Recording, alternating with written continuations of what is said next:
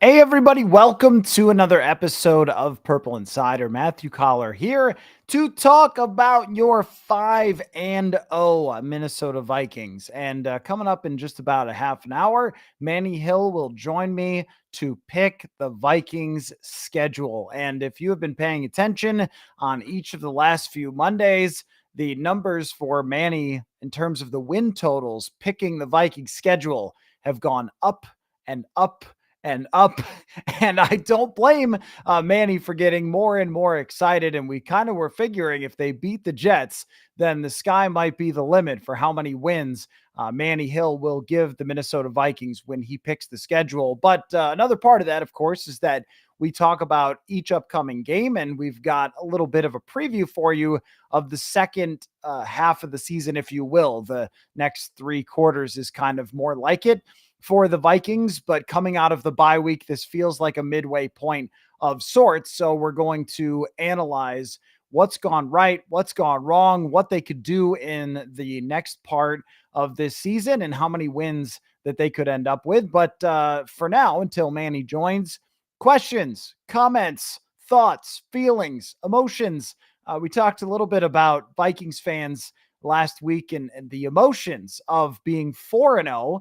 Now that ramps up even a little bit more in terms of the anxiousness of what's going to happen next with this team. How good can they really be? Where does this thing end? And I think what has drizzled a little bit of intrigue is the last six quarters of the Vikings offense really struggling, and Sam Darnold not looking like the Sam Darnold of the first 3 weeks. That has also, I'm sure, brought some anxiety to, all right, is this really going to go in the direction that we think it is right now? Or is it going to be derailed by inconsistent and frustrating quarterback play? An interesting stat that I ran across today from Pro Football Focus was that Sam Darnold is in the top 10 in both big time throws and turnover worthy plays. And so we have gotten the Sam Darnold experience so far, but the Vikings defense, and this is from Aaron Schatz's DVOA, ranks among the best of the last 30 years in the NFL through 5 games. And the defensive performance has just been through the roof against very good competition. And that's one of the things that DVOA does. I know it gets referenced a lot, but it's really, we could just call it smart yards. Because one of the things it does is adjusts for competition. So when you beat the Houston Texans, who have only one loss this season, or when you beat San Francisco, who blew a game against Arizona, but were winning that game and have a pretty good offense, or even when you beat the New York Jets and Aaron Rodgers, that they had not been as bad most of the time this season earlier in the year as they were against the Vikings. I guess they struggled against the Broncos as well. But overall, the performances added up through 5 games have equaled one of the best defenses that we have seen through 5 games in recent Minnesota Vikings history. You really have to go back to the 2016 defense at the start was fantastic. And 2017, the defense that year, I thought developed into one of the best in the league. It was good from the start against New Orleans. They opened the season with in 2017, and it was looking like it was going to be okay. But then it became throughout the year elite. This defense has exploded right out of the gate and been one of the best overall that we've seen. Another interesting stat that popped out to me from PFF, because after every game, I usually go through all the grades that they gave everybody, all the scores, and kind of look at them for any thing that pops out to me. And then I look at where the Vikings stand overall in a lot of that data, not just the grades, but any number that just sticks out. And something that I noticed was that no player on the Vikings defense is graded higher than a 76. So when you get into the 80 and plus range, that's when you're usually talking about Pro Bowlers, All Pros. You get in the 90s, you get All Pros, but they have every player on the starting lineup, almost every player across the board. I think it was 10 total players between a 66 and a 76 grade, which, to put that in context, it basically means somewhere between good and really good has been everybody on this defense. And I think we've talked about it through the years a little bit when it came to team building, that defenses are only as good as their weakest link. And as of right now, the Vikings defense does not have a weak link. I thought it was going to be the interior of the defensive line. Harrison Phillips has stepped up and played extremely well. Jerry Tillery has added to that unit. They have used Jihad Ward quite a bit on the interior to provide them a little rush on third downs. And that's something that they didn't really have too much of last year. Another signing that's been pretty good for the Vikings, Jihad Ward and Jerry Tillery. There truly has never been an offseason like this where every single signing seems to be coming up in the right way for the Vikings. But you go to the linebacker group, they've played well. It's not been perfect, but they've played well. And the corners, the secondaries, not perfect, but very well. Who is it that you attack? We wondered, well, is it going to be Shaq Griffin? He was cut by the Houston Texans last year. Does he really have much left in the tank? But he's played pretty well, and he was one of their better players against the New York Jets. I believe he was targeted 4 times and gave up just 1 reception. And there was a key play where he was in good coverage. There was a throw behind Garrett Wilson, I want to say, and Stephon Gilmore getting the game-sealing play. They actually went after Gilmore more than anyone has this year, and Rodgers only converted 7 of 14 throws that were in Gilmore's range. There's no real weak point there. It's been Byron Murphy at times, but he had a good game yesterday and bounced back a little bit from up and down in Green Bay. The safety group, you throw Cam Bynum the ball, he's going to make a catch and make a game-changing play. The edge rushers, 7 pressures from Jonathan Grenard, just a consistent off the edge. He doesn't have huge sack totals, but his pressure from week to week, it's almost always 4, 5, 6, 7 pressures from Jonathan Grenard. And I think it really shows there that there hasn't been one player, and even Andrew Van Ginkel, who has been phenomenal and is the MVP of this defense so far, he didn't have the best game against Green Bay. It's not like he's picked off a pass and run for a touchdown every single week. But he's been fantastic. No one has been defensive MVP. No one has some outrageous, crazy interception number or sack number. It's just consistent across the board. There's no easy answers, and all these defensive players can do so many different things that it's hard to see where this could break down aside from injuries over the second half of the season, because there isn't one thing that I would look at and go, oh, well, once teams learn to take advantage of X, Y, and Z. Of course, they can add to it at the trade deadline and even maybe make some earlier considerations and phone calls about potentially adding to the defense to give them even more depth. But even the depth has been good. Kamu Grugier-Hill played 20-something snaps in this game because why not mix and match a little bit with him in the game after he proved to be a game changer? The cornerback unit is really the only one that could use an extra player or two. Fabian Morrow as a backup is not bad because he is a veteran player who's been inactive. I wouldn't necessarily want Dwight McGlothern to be asked to do that. Caleb Evans is just a pass for me. He played okay last year, but even in his punt coverage was struggling. And I think that ship maybe has sailed. So that could be something that they look for to add another cornerback. And Evans also got banged up yesterday as well. But I think that's really something that stood out. And I know a lot of you on the post game were asking about the right guard position. What is that PFF grade going to look like? Well, I could tell you is about one of the worst in the entire NFL for last week. And the Jets are a really good defense. They have great players up front. But once again, we're talking about the same position being problematic for the Vikings. And I think if there's anything that's making you nervous today as a 5-0 team, is that there's little bits of cracks in the foundation on offense that they could potentially seal up, which is the right guard, of course. And I thought Garrett Bradbury had a decent day.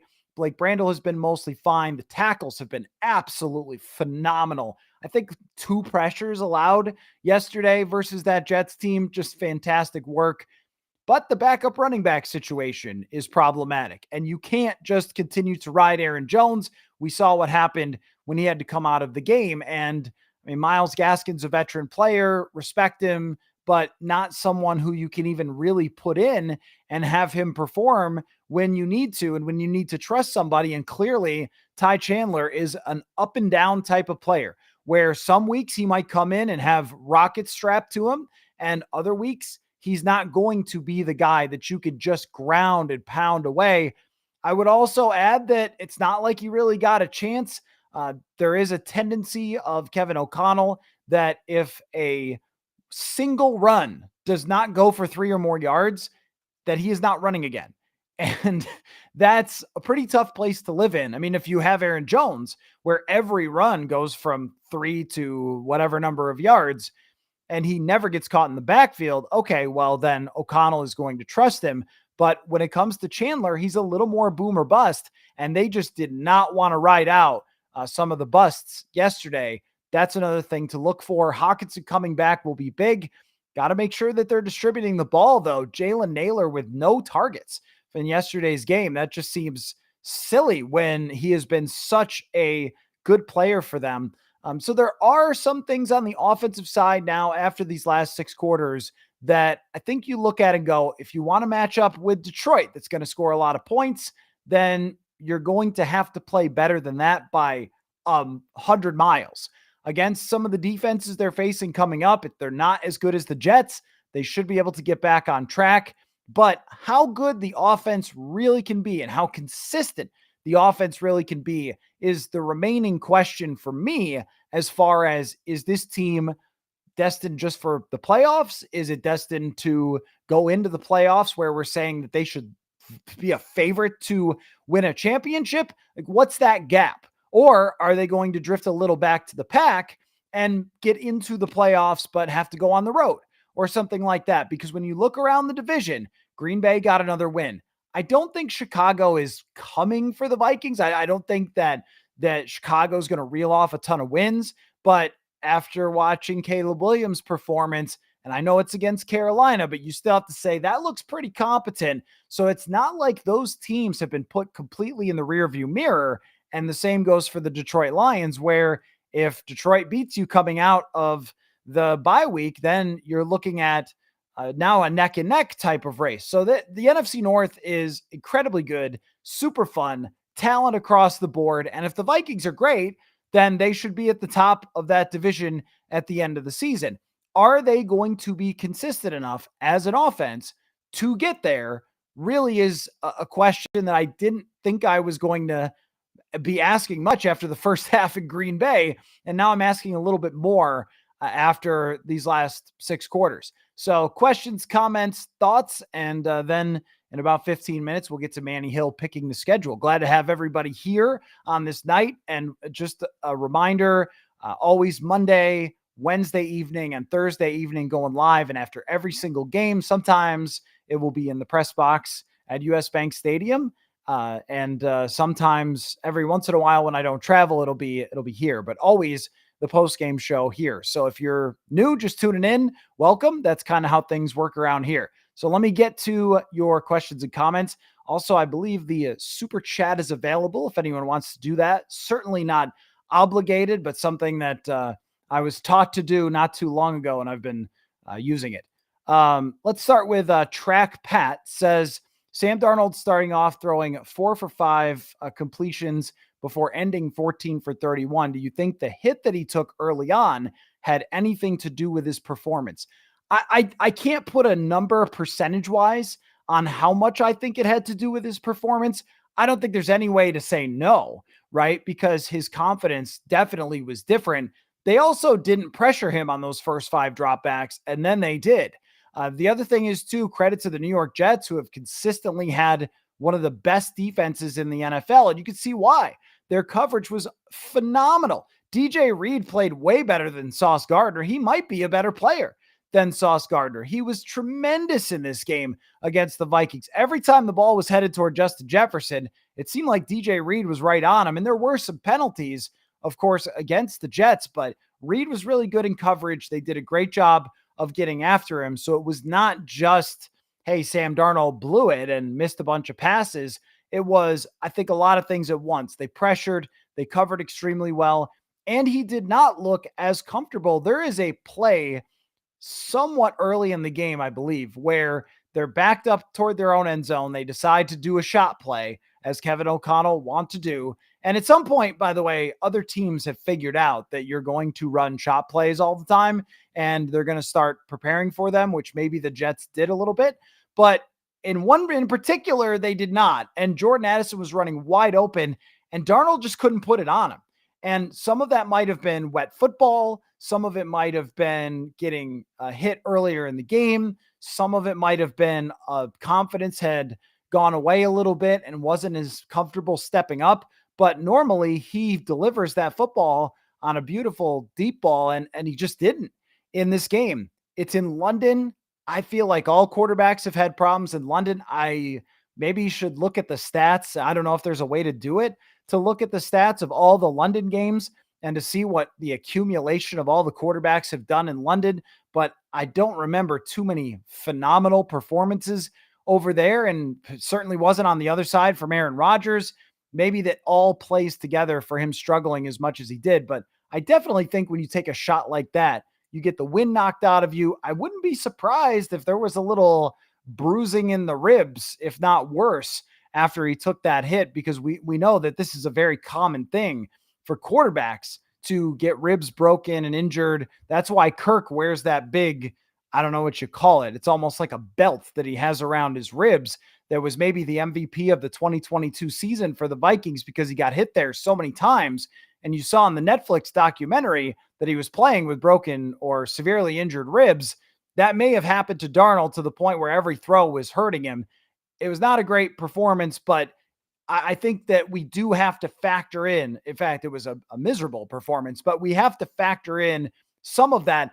I also think that the coach who's calling the plays has to factor in some of that. When it doesn't look like his guy is throwing the ball in the same way down the field, calling downfield plays over and over again is a little bit on the questionable side, I think. Sean says the blessing in disguise, Sam's rough day, is we could table our talk about long-term extension for him and remember that it's a good idea to hand the job over to JJ.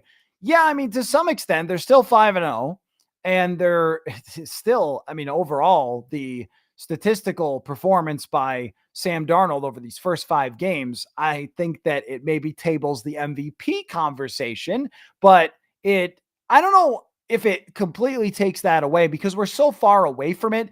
And that's why I was trying to avoid it, because I just thought there is a long, long way to go before we get to the end of this football season.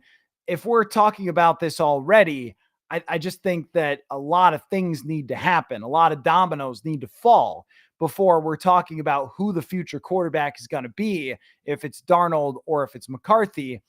6 quarters doesn't take that off the table because I think this team is really, really good. They could be in a very unique spot. I mean, think about how few teams have ever been in this position, but a lot of times it has worked out. So San Francisco going from Alex Smith to Colin Kaepernick, and then also Kansas City going from Alex Smith to Patrick Mahomes. It's not quite the same because Darnold plays a different style than the safe Alex Smith way of playing that put a ceiling on a team. But I think we also may see that inconsistency will put a ceiling on a Sam Darnold team. I don't know that because I don't know where this thing's going to go. If Sam Darnold ends this season with 40 touchdowns, 12 interceptions, 13 wins, and goes to the NFC Championship game, it's really hard to say goodbye to Sam Darnold.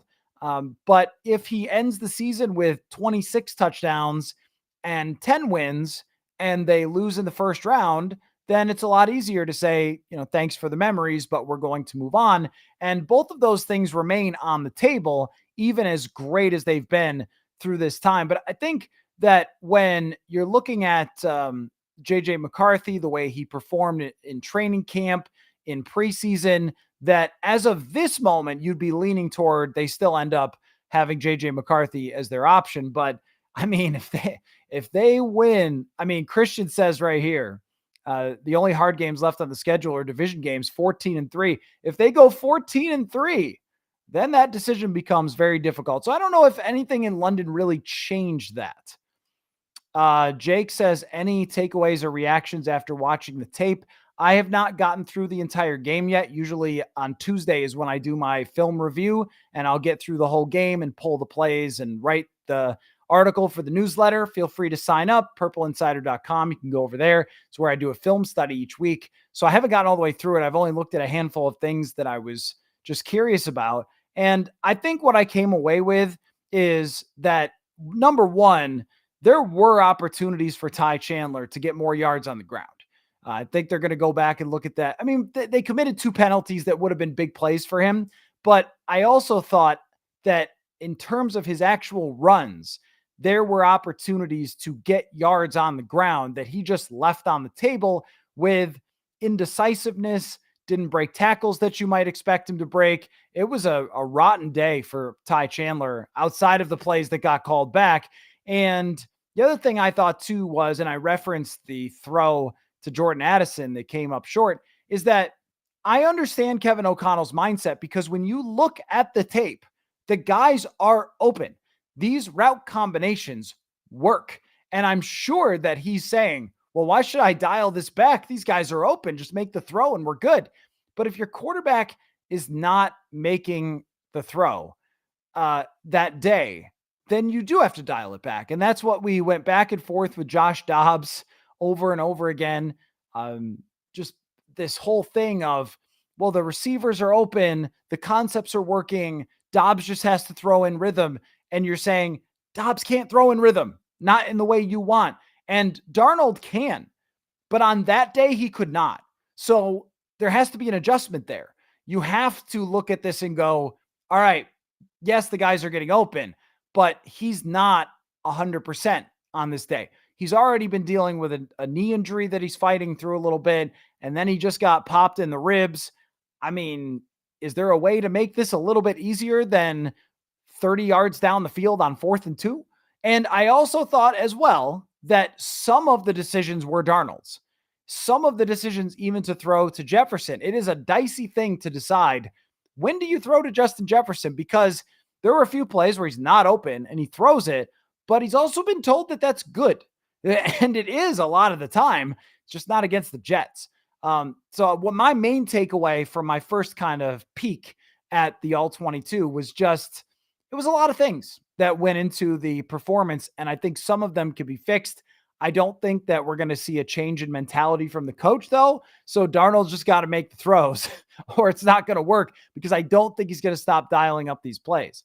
The doctor asks if we have an update on Aaron Jones. We will get that tomorrow. Kevin O'Connell is going to talk tomorrow around 10:30 Central Time, so we should have a good idea after that. I did not get the sense, though, from O'Connell talking after the game that it was going to be something super serious. We will find out. But I haven't seen any of those, Ian Rappaport or Adam Schefter. He's going to be out for whatever amount of weeks. So I think that's a good sign too, because we would have gotten that today if it was serious. Sean says, do we need to sign a guard if 66 isn't ready to come off IR soon? 67 played like trash again yesterday, and he's going to get Sam killed. It was another very poor performance at right guard. I mean, there's just no way around it. I have always been uncomfortable just riding one player, talking every week about how bad he is. And I know some of you will say, you're uncomfortable with that? Well, I am, because it gets repetitive, and it gets kind of like, yep, we all know it hasn't gone well. But in this case, they do need another answer. And the fact that they have not opened the window for Dalton Risner means you are weeks away. There is another guard on the roster with a lot of experience. That's not to say he's been way better in his career, but Dan Feeney has played a lot in the NFL, and I'm willing to try it, because where they are right now is each week. I mean, you're talking about 5 pressures allowed from a guard is a ton. And that's what happened yesterday. It's not even just the grades, but it's the numbers. And the film all tied together. You can see how much he's struggling. And I think that experiment probably needs to end. Otherwise, you have this weak link that teams can just attack and attack and attack. But also, there's been kind of a murderer's row of defensive tackles. It's just not ideal. It's not an excuse. Everybody's got good defensive lines. It's the NFL. It's been 3 years of this. They've ridden it out when they really shouldn't have in 2022, and got Kirk hit a bunch of times. Last year, it was a little bit better, but not by a ton, especially early in the season. And now when you do have championship expectations, the weak link system as well on the offensive line. Well, this is a pretty serious weak link. We're talking about 4 guys who can mostly manage and one that is ranking each week at the bottom of the league. If you could plug that hole even a little bit, you're talking about Sam Darnold having more chances. Another small thing I noticed from the data is that Sam Darnold had, I think, 3.6 seconds to throw the ball. That's a lot. That's a lot to ask. Some of that's play actions and scrambles, so that number is pushed a little that way. But he is being asked to sit in the pocket and let these long routes develop. If you're going to do that, you got to have a better pass blocker at right guard because there's just going to be pressure. Edwin says, if JJ McCarthy was healthy, would you consider starting him after the bye? No, not at 5-0. They would not have been having that conversation at 5-0. No chance. What they would have been saying is when it comes to McCarthy, if he was healthy, if he had been, they would have been talking about, well, how many performances like that from Darnold before you push that button? So if Darnold looked like that for the next 4 weeks and they lose 3 games, then they might be making that decision to go to him. In fact, they probably would have been. But now you're just riding this roller coaster because they're not going to go to Nick Mullins. I mean, shout out to Nick Mullins for his aggressive pass, but talk about what I saw on the tape. Oh my gosh. If he made a good throw to Aaron Jones, goodbye. That would have been an easy touchdown. But Nick Mullins, you don't really want him to start too many games. So they won't be considering any sort of change at this point, almost no matter how Sam Darnold plays. But if McCarthy had been healthy, I think it would have taken at least 4 more weeks for them to even start to have that discussion of poor play, considering how good he showed he can be. Jason says, any news on Addison's court date he had this morning? I have not seen anything as far as his court date goes. That is something to keep an eye on, though, because if there is a ruling on that, then the NFL could come down with potentially a 3-game suspension as soon as this year. It might be something, considering where they are, it might be something that they try to push back a court date. I don't know what happened this morning. I didn't see any reports on it, but they might try to push things back. They might try to drag things out to keep him on the field as we go forward. Or they also might say, hey, we survived a couple weeks without him before. How about a couple of weeks, this month where the schedule isn't super nasty, and try to get a suspension then? I mean, I know tweaking when a suspension is going to be feels kind of wrong, but it also, when you're in this mode of 5-0, you're trying to win the NFC, you are trying to think about pushing that back to the start of next season if you can, or keeping it when it's not at the most unideal time, which would be at the end of the year when they're playing those division games. But I don't know. Yeah, well, when I find out, we'll definitely talk about it. Christian says we should trade for Joel Bitonio, stud guard. Brandon Sheriff, there's going to be some guys out there that I think that they could potentially trade for. And if there's an opportunity there, then they should 100% do it. That 100%. Phil says, I think Sam really believes in his arm. That throw to JJ in Green Bay was sick. Well, he should. I mean, he should believe in his arm. And that's why for both of them, somebody has to pull back a little bit on both of them, really, because O'Connell is excited about Darnold's arm, and Darnold will do exactly what he's asked to do with the arm, which is throw it downfield. And you almost need like a get back coach where it's, hey, let's send in another deep crossing pass. Coach, we're up by 20 points. Maybe you could just get a little bubble screen here and keep the clock moving. I think that's all anybody was really asking for yesterday, because they made it closer than it needed to be with some of the aggressive play calling. All right, it's time. I know what you all have been waiting for. And Manny shouting out the Gophers, victors over USC. What a freaking weekend of football it was, Manny. Oh my goodness. There were upsets left and right. I'm going to tell you the truth. I turned off the Miami Cal game. I thought it was over. I didn't. I know you didn't, because I saw your tweets later on. I went, wait a minute, what happened? And so I had to go back for that one. But what an unbelievable weekend of football for everybody. But there's no delay in this, Manny. I've promised 7:30 is when you were going to pick the schedule. The people are already guessing what you're going to end up thinking for this team for wins. If you haven't joined us before on a Monday night, Manny goes through the schedule, picks every game for the Vikings, and we decide how many games we think that they're going to win at the end of the season.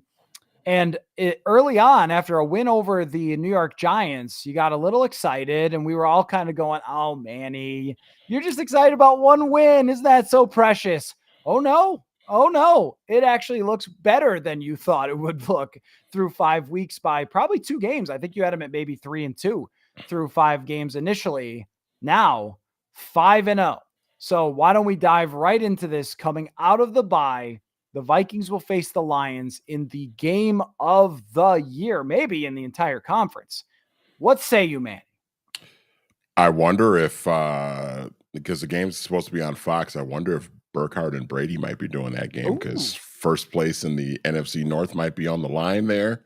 That's going to be a really, really fascinating game to watch. Have you listened to Brady? I'm going to tell you the truth. This is just a me thing. I don't really care about broadcasters.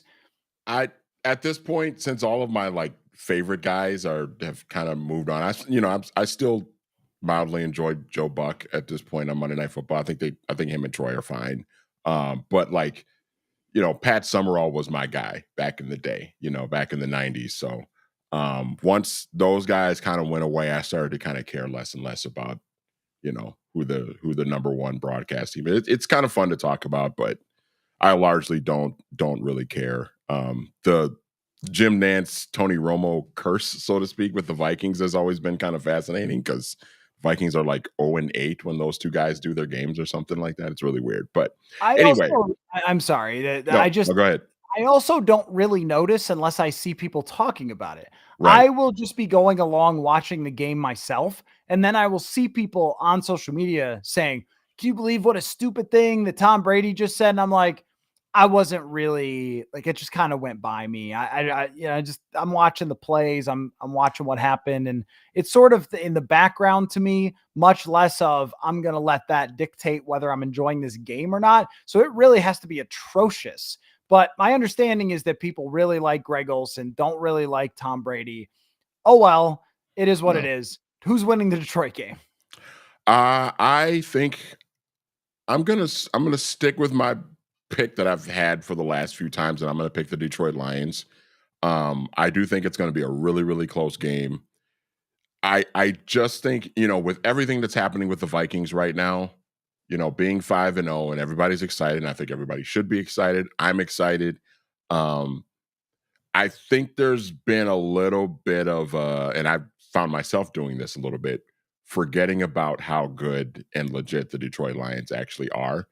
One, because of all the excitement surrounding the Vikings, and also because maybe it's just we're still kind of coming to grips with the fact that the Lions are like really, really good, legitimately like championship contending good.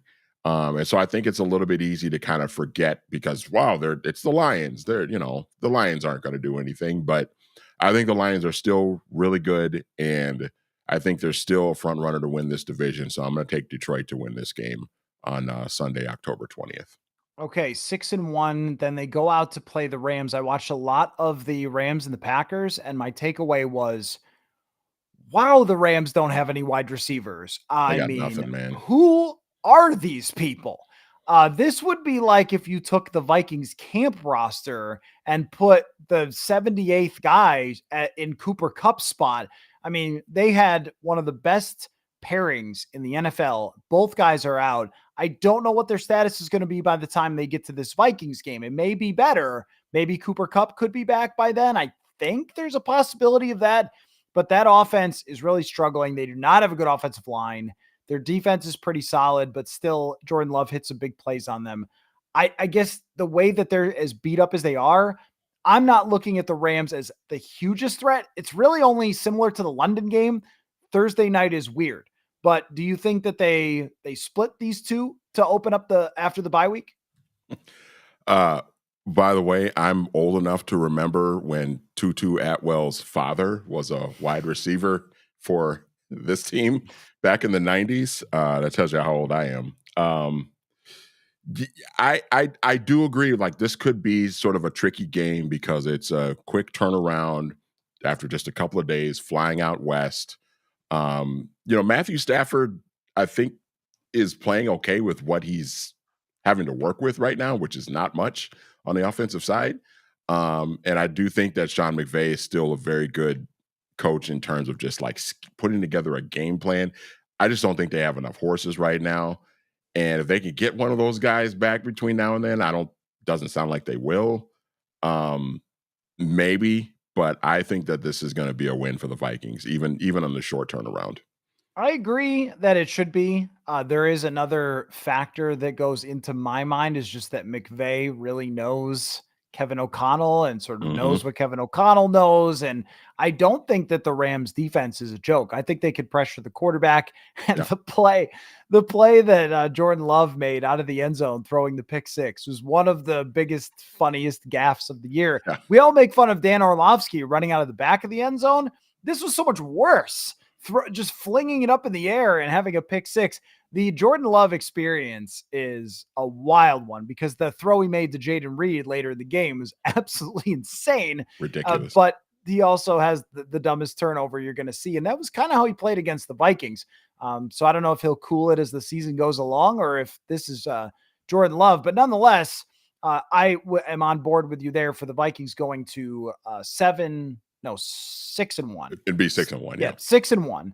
I feel like I've done this every week where I'm trying to give them extra wins. 6-1 coming out of that Thursday night. They get a nice little mini bye here. Can't underrate the mini bye, then coming home to face the Colts. And we don't know who's playing quarterback for the Colts, but I just want to say shout out Joe Flacco.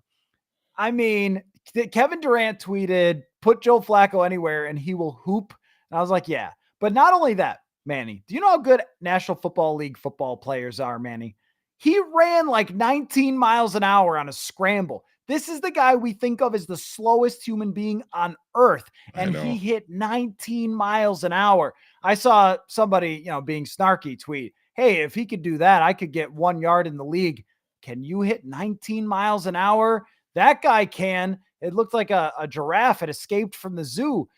If Flacco plays, it feels more dangerous than if Richardson plays as of right now against the Indianapolis Colts. But that team clearly not a joke. You just don't know what's going to be happening at quarterback or if Richardson plays. Is he starting to get it? He still looks like he needs a lot of development, a lot of football. Is he Yeah. healthy? What's his situation going to be? I got to think Brian Flores is going to have him in hell, though, if he plays in this football game at US Bank Stadium. I would imagine that Brian Flores is hoping that Anthony Richardson plays in that game on November 3rd, which is funny because you talk about the mini bye. It's basically all right. It's October 7th. The Colts game is on November 3rd. The Vikings are going to play basically 2 games in the next like 28, 29-ish days. I mean, that's going to be interesting to see how that plays out because it's going to be a lot of rest for a lot of guys that are a little bit nicked up right now. And I think that's something that can kind of work in their favor. So I think even if Flacco plays in this game, if Flacco plays, I think it'll be more competitive. But I still think the Vikings are going to come out on top in this game, being that it's at home and because the bodies are going to be a little bit more rested because they're just not going to be playing as much football over the next 4 weeks. Okay, 7-1, and they head down to Jacksonville in what everyone will call a trap game, I imagine at this point, unless Jacksonville really turns it around. I guess that's possible that we've seen teams get off to miserable starts before and get back on the horse and improve. I think that someone like Cincinnati, for example, is going to win a lot of games this year still, even though they've started out this way. They've just had a lot of close calls that have gone against them. Jacksonville is probably not as bad as their record, but still trappy nonetheless, heading down to a place where there won't be much energy or excitement, except for me to be in Jacksonville in November instead of Minnesota. I'll be energetic. But what do you think of the 7-1 Vikings headed to Jackstown? They call it Jackstown. No one well, calls it Jackstown. Do they? Duval. They call it Duval. That's Duval, yeah, because I think that's that's the name of the county down there. Is county. that Yeah. Duval County, Florida?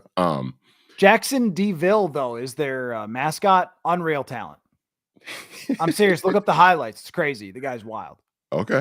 He like propels down the stadium. I'm not even joking before the game. Oh, wow. Like he like skydive basically down out of the stadium on like a rope. Yeah. He like propels down onto the field. That's amazing. Yeah. That's amazing. That's pretty cool. Yeah, it is. I will say this. There could be some energy depending on who's coaching that team by then, because Doug Peterson, we know he's on the hot seat right now. He may have fanned some of those flames by getting the win over Indianapolis yesterday.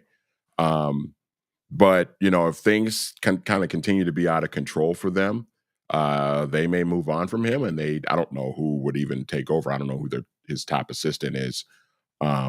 But that person might kind of take over and give them an extra little jolt of energy. We've seen that happen with many teams in the past. So that could be kind of tricky.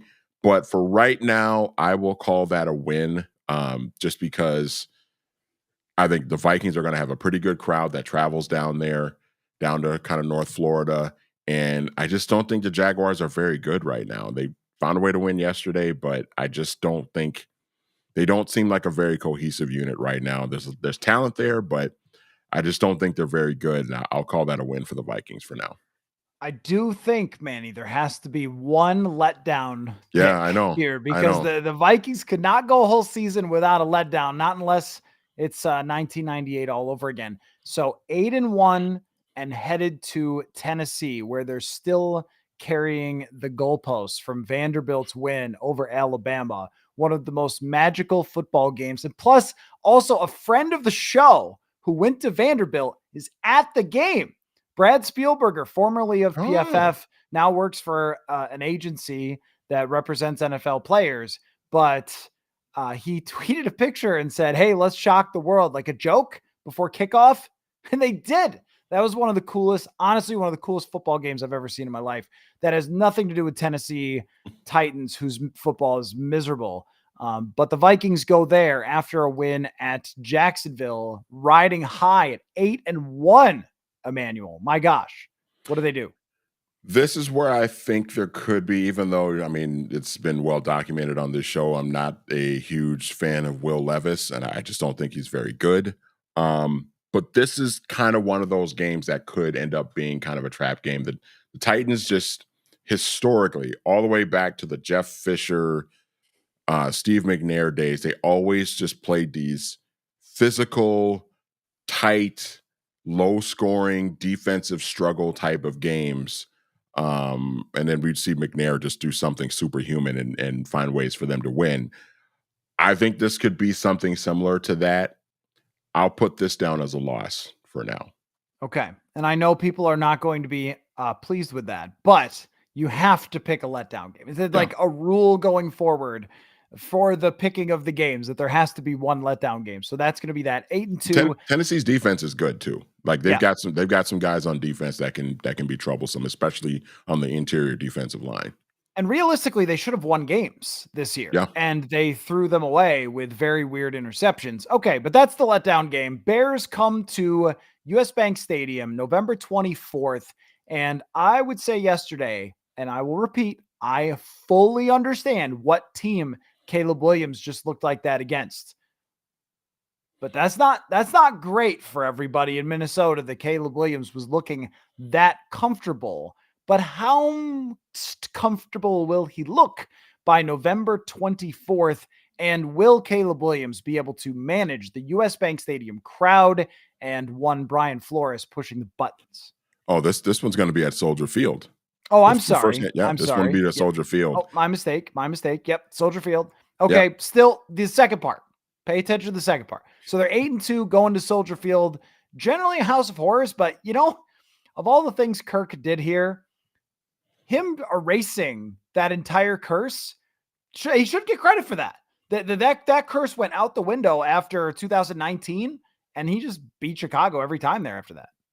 Yeah, I think he won 3 or 4 times there, didn't he? Yeah, I don't think that he lost. I could be wrong, but I don't think he Did he lost the go game at 4-2 Soldier there? Field. I think he lost the first two, And that was when they it. had competitive teams and it mattered. And then think he won all the rest. Maybe it was Justin Fields who really erased that. But anyhow, 8-2 to Soldier Field. I think it helped that Akeem Hicks wasn't around anymore either. That definitely helped. I will. I mean, Soldier Field games are always kind of tricky, and I think Caleb Williams seems like he's starting to kind of pick things up a little bit, and get into a groove. So I'll put this down as a loss, but a very close loss at Soldier Okay. Field. Wow. Okay. So now they're sliding. They're sliding a little bit here. Now they have gone to 8-3, still having a great season, but 3-3 coming out of the bye. Now they face the Arizona Cardinals at home. And I got to tell you, Manny, I was watching yesterday. I was doing a little red zone action. I had the Lynx game on, and then I had the red zone, and it was a wonderful vibe for me. Had some chips, Diet Dr. Pepper. What a great day after the Vikings game. And when Arizona got down, I think it was 23-13. I was like, all right, Hanson, don't show me that game anymore. I don't care. Move on. And suddenly, Kyler Murray made some plays. And this Marvin Harrison Jr. gentleman, I would draft him rather high. I mean, they've got some dudes. And I also know there's familiarity with Jonathan Gannon, who used to work for the Vikings. People within the Vikings loved Jonathan Gannon. They thought he was a rising star. And that is a heck of a comeback win for them. So I do not think that the Arizona Cardinals are a pushover, as the Vikings will face them at home on December 1st. I'll put this down as a win for the Vikings, but I agree with you. I don't think this is going to be a 30-7 type of dominant performance for the Vikings. I think the Cardinals have got the firepower to make some things interesting in this game. So I'll put this down as a win for the Vikings, but I think it'll be close and competitive. Okay, so that moves them to 9-3, correct? All right. Well, last week I lost track, so now I'm trying to be much more careful.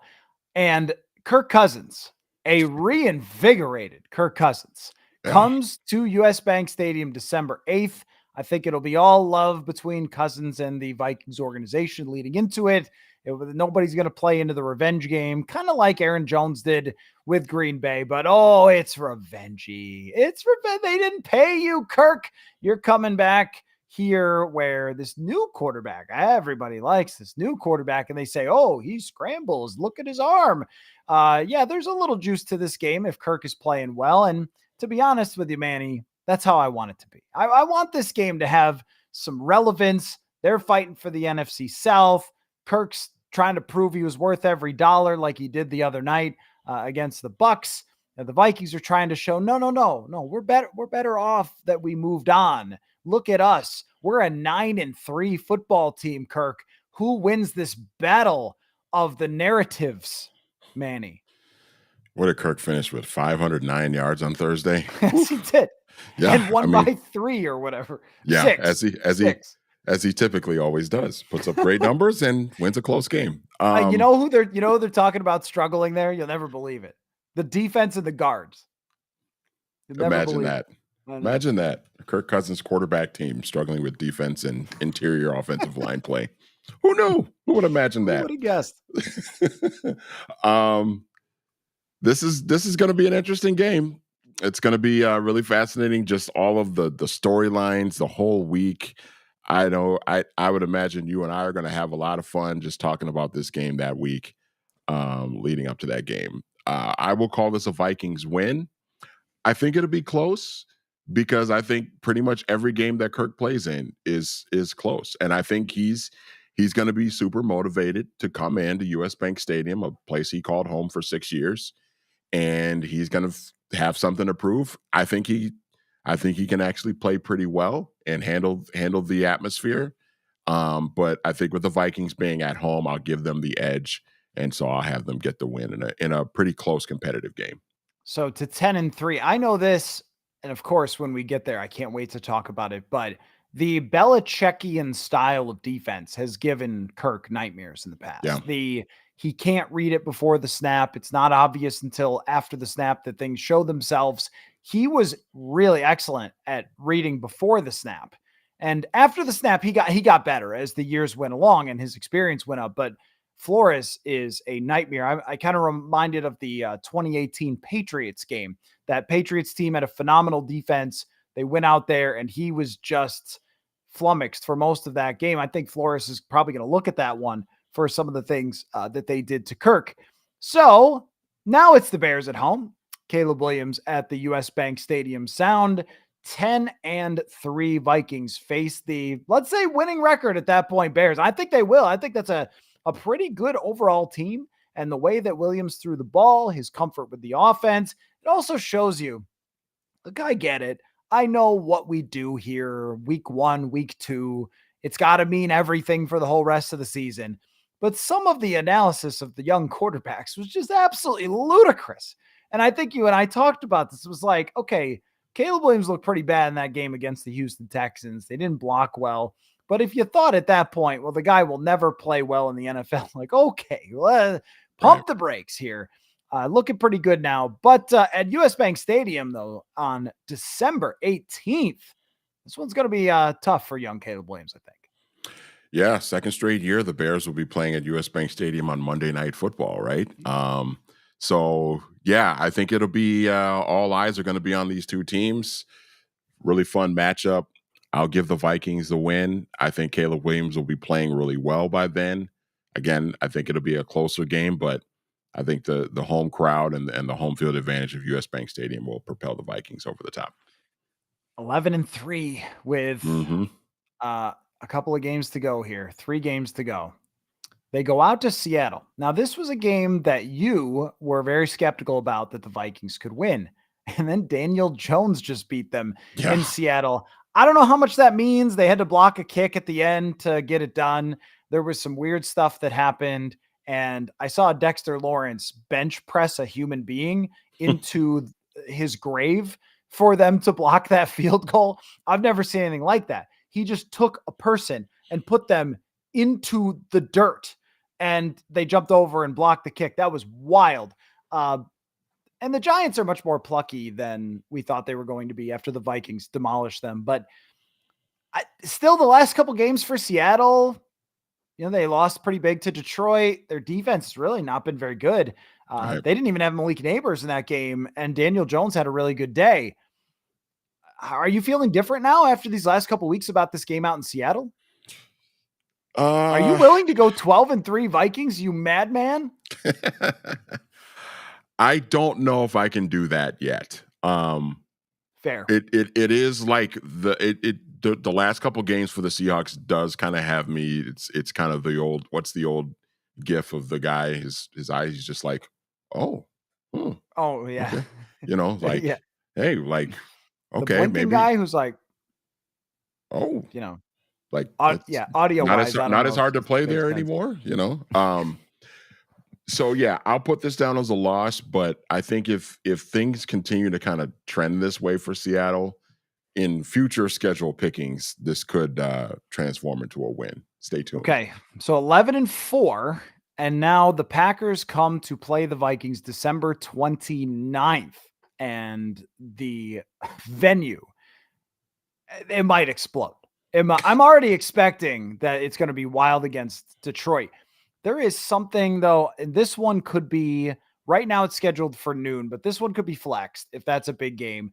And if that one ends up going to Sunday night and it's for the North or whatever, oh my gosh, it could be absolutely wild. But as of right now, noon game, December 29th, Vikings and Packers. What say you? Huge. I think this game is going to be absolutely huge because I think the Packers are going to start playing a lot better.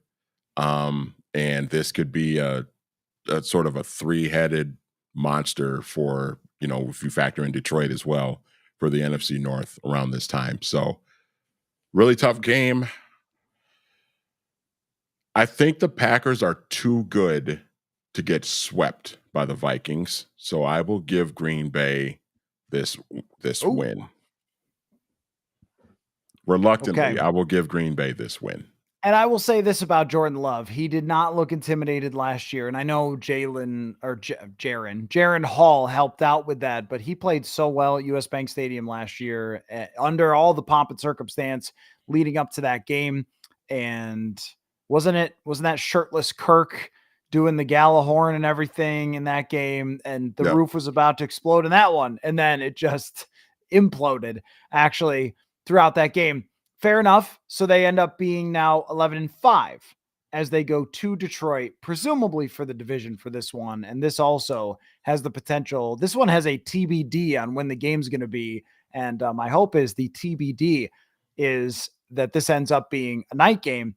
I'll tell you a funny thing about my time covering the Vikings, Manny, is that I actually have never been to Detroit for a Vikings-Lions game because our old employer only allowed for so much travel when I covered for 1500 ESPN until 2020. So I did the 16, 17, 18, and 19 seasons on the old AM radio.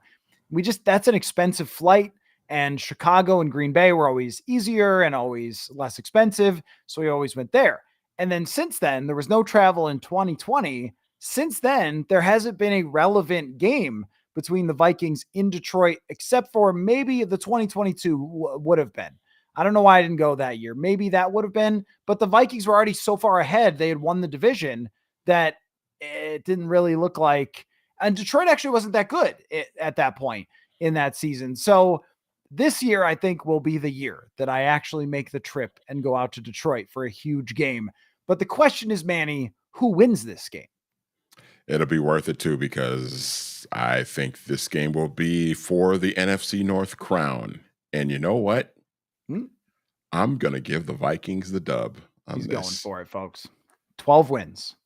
12-5, and I think it'll Whew. be for the division, and that would mean a season split between the two teams. I think both teams would be 12-5 at that point, and there will be some sort of tiebreaker that goes in the Vikings' favor. I don't know what that tiebreaker might be, conference record or something. Some sort of tiebreaker that goes into the Vikings' favor, and the Vikings will win the NFC North at 12-5. Now, I still think that we should do this again next week because so Oh much yeah. will change that we could talk about the opponents and everything that happened to them. So we should do this, but we're going to be doing this through the whole rest of the season, picking the schedule. And I suppose that the segments will get shorter as we go along than they are right now. But I think talking about it in detail is a really fun thing, trying to look forward and figure out how many wins is this team really going to end up with, because 12 would be really something, man. That would be quite the season. What are you laughing at? Is there a comment I didn't see yet? No, I'm just looking at all the comments. Everybody's just like, no, the Vikings are going to win this, games that I picked them to lose. It's Yes, like, oh, no, they're going to win this game.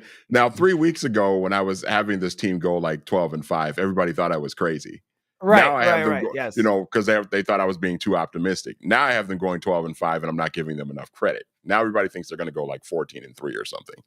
I still think that, and remember, folks, it was mandatory that you have one of these as a letdown game. This is a rule, so you had to do it against the Titans. Once they have that mandatory letdown game against somebody, then, or if they never have it, I guess, but if they lose to Jacksonville, then you don't have to do that anymore for your schedule picking. But I'm sure that was the one that most people were like, what it was Manny do crack before this show? What was he talking about losing to the Titans? No, he had to. Because this is a thing for every Viking season, even the greatest seasons, they've had the letdown games. So let's answer some questions, Manny, and get more reactions to you picking the Vikings as a 12-win team. I don't disagree with your number. I don't know what order it will happen in, but 12 is a good place to, I think, set the bar for this team and expect them to win 12. Because if you go right now, that would make them a 7-5 team the rest of the way. Is that right? 7-5. Yep. Okay. Can you go 7-5 the rest of the way? I think with this schedule, that's pretty much a reasonable ask. If not, they could even be better than that. But at least if they do play like they did against the Jets in another couple games, you could lose those if you have some turnovers, if you have some inconsistency. So I do expect that there will be a game that Darnold plays like that they do lose. Or maybe they'll go 17-0. I'm not sure. Let's see. Flick says, curious if they sat Aaron Jones in the Jets game to see if Chandler and Gaskin could carry the load. My guess, Manny, is that if Aaron Jones can play on a football field, he is going to be on a football field. But Yes. also, it could be one of those, as long as it's not a lingering thing, blessing in disguises, because he did not have the workload, gets an entire week off, plays 2 quick games, and then has a little more of a break. Aaron Jones and his workload is becoming a very big story for me. Yeah, I mean, when I was talking earlier about how basically the Vikings are going to play essentially like 2 games over the next month, over the next like 4 weeks, I was thinking about Aaron Jones when I said that, because I think if anybody, maybe Sam Darnold could use a little bit of less of a pounding on the body, so to speak. Um, but I mean, if anybody could use these next 4 weeks of only having to play like 2 games over a 4-game stretch, and then everything behind, everything on the front of that and the back of that is, a more extended time off in between games. It's Aaron Jones that could use that. So, I mean, I think he is so vital, I think, to what they do offensively with the running game as a pass catcher out of the backfield in the screen game. He's so good. And we kind of saw it yesterday morning where when he came out of the game, they really struggled offensively to like move the ball. I mean, it was a point where there were 3 and out after 3 and out after 3 and out. Some of that had to do with play calling, I think. But I think he's so vital to what they do on offense. Right behind obviously Justin Jefferson in that pecking order.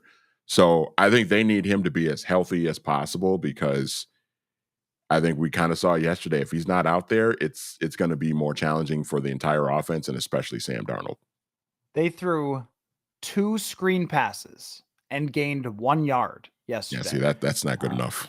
That's also, to me, the play caller losing the thread a little bit of where you are Mhm. in the game, because that's something that is vital to Sam Darnold. But I guess he didn't trust Ty Chandler for it. I think Chandler usually catches the ball, but when he couldn't catch a pitch right to him, then maybe there was some worry there. I don't know. Tang says, is it me or is the pass blocking of the Vikings offensive line suspect at times?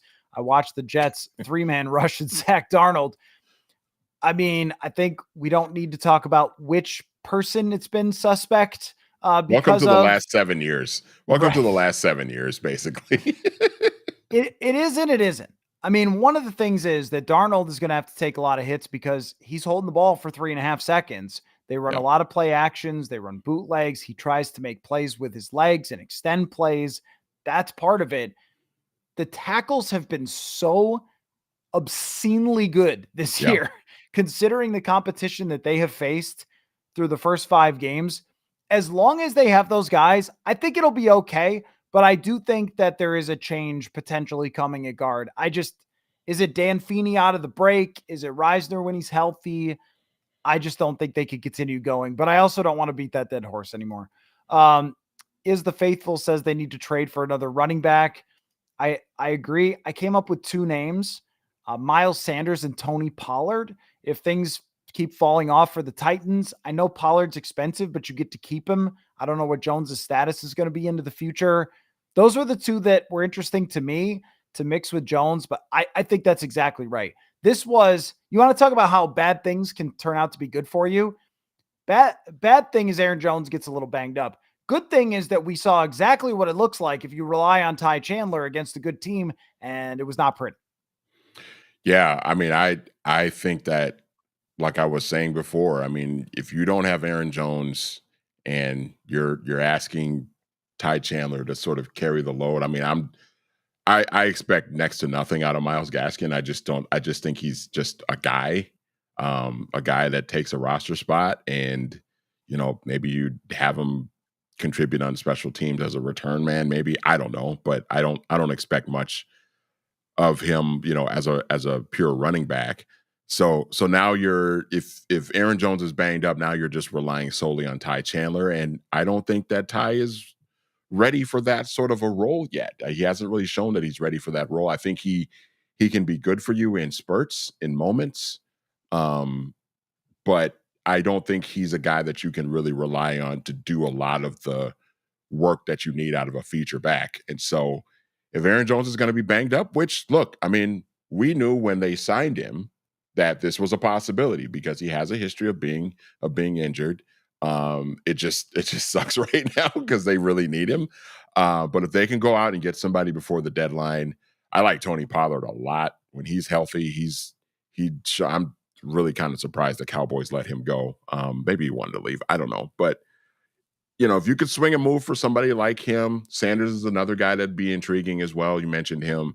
I think that would be really helpful just because I think they should just do it, even if they should really consider doing it, even if Aaron Jones in a couple of weeks is healthy and he feels fine, because you just never know with him. If you can get another guy in just for depth purposes and a guy that can take some of the workload away from Aaron Jones as well to keep him fresh the rest of the year, I think that'd be huge. And if you're mixing and matching Chandler in different spots, then that's okay. Or you could put him Yep. back for kick returns where he's good. It's just you just can't have a game like that. And one of the big things was I thought that they run blocked, okay, not great, but there were opportunities there where Aaron Jones does get 5 yards over and over, and that seemed to really surprise or not help Kevin O'Connell with his play calling, that he wasn't often in those good situations. So it seemed like he kept trying to go for the daggers deep downfield because he knew that he wasn't going to be able to run. I think he probably should have stuck with it a little more, try to get Chandler out on the edge where he's good, but then they committed a penalty when he had a good run out on the edge. So that it was a mess back there. Flick says it was such a fast swing in the NFL from running backs don't matter to we need to trade for a running back at the deadline. The thing about that, Manny, is that sometimes this happens in pop culture or politics and a lot in sports where there's a cute little phrase that just takes the nuance out of everything, and what it was supposed to mean gets completely lost. And if I gave examples, then the comments would just be a disaster. So I'm not even going to really go there. But when it comes to running backs don't matter, the running back position and how that player performs matters. But there are real things like offensive lines and blocking and scheme impact the running back success. And also, there is a salary cap that if you pay a running back who is 29 years old on a multi-year contract, you're kind of taking your life in your hands unless it's certain guys. And Derrick Henry is clearly one of those certain guys. And Aaron Jones is clearly one of those certain guys. But even then, you look at their contracts and go, they didn't get paid that much because it still comes along with a risk. That age curve is real. And also, there's always guys that are coming into the league that are having success at the running back position. But the value of how that player performs in a given year is incredibly important to your team and your success on offense. And we saw that from Jones. We saw that when Dalvin Cook started to fall off the table. So I think that we've gone too far with that whole running backs don't matter thing, because that performance is worth a lot of points at the end of the day. Yeah, I think a lot of times shelf life matters too when you're talking about these type of things, because you obviously can't treat a running back and sign a running back to the same kind of contract that you sign a quarterback to, because the shelf life of the two positions is just drastically different. So it's like, if you have a running back and he's really good and he's an integral part of what you do on offense, like an Aaron Jones, for example, with the Vikings, yeah, it's good to have that guy. It doesn't mean that Aaron Jones doesn't matter because running backs have a short shelf life. It just means that you have to have conversations about, okay, how old is this guy? What's the production been like in recent years?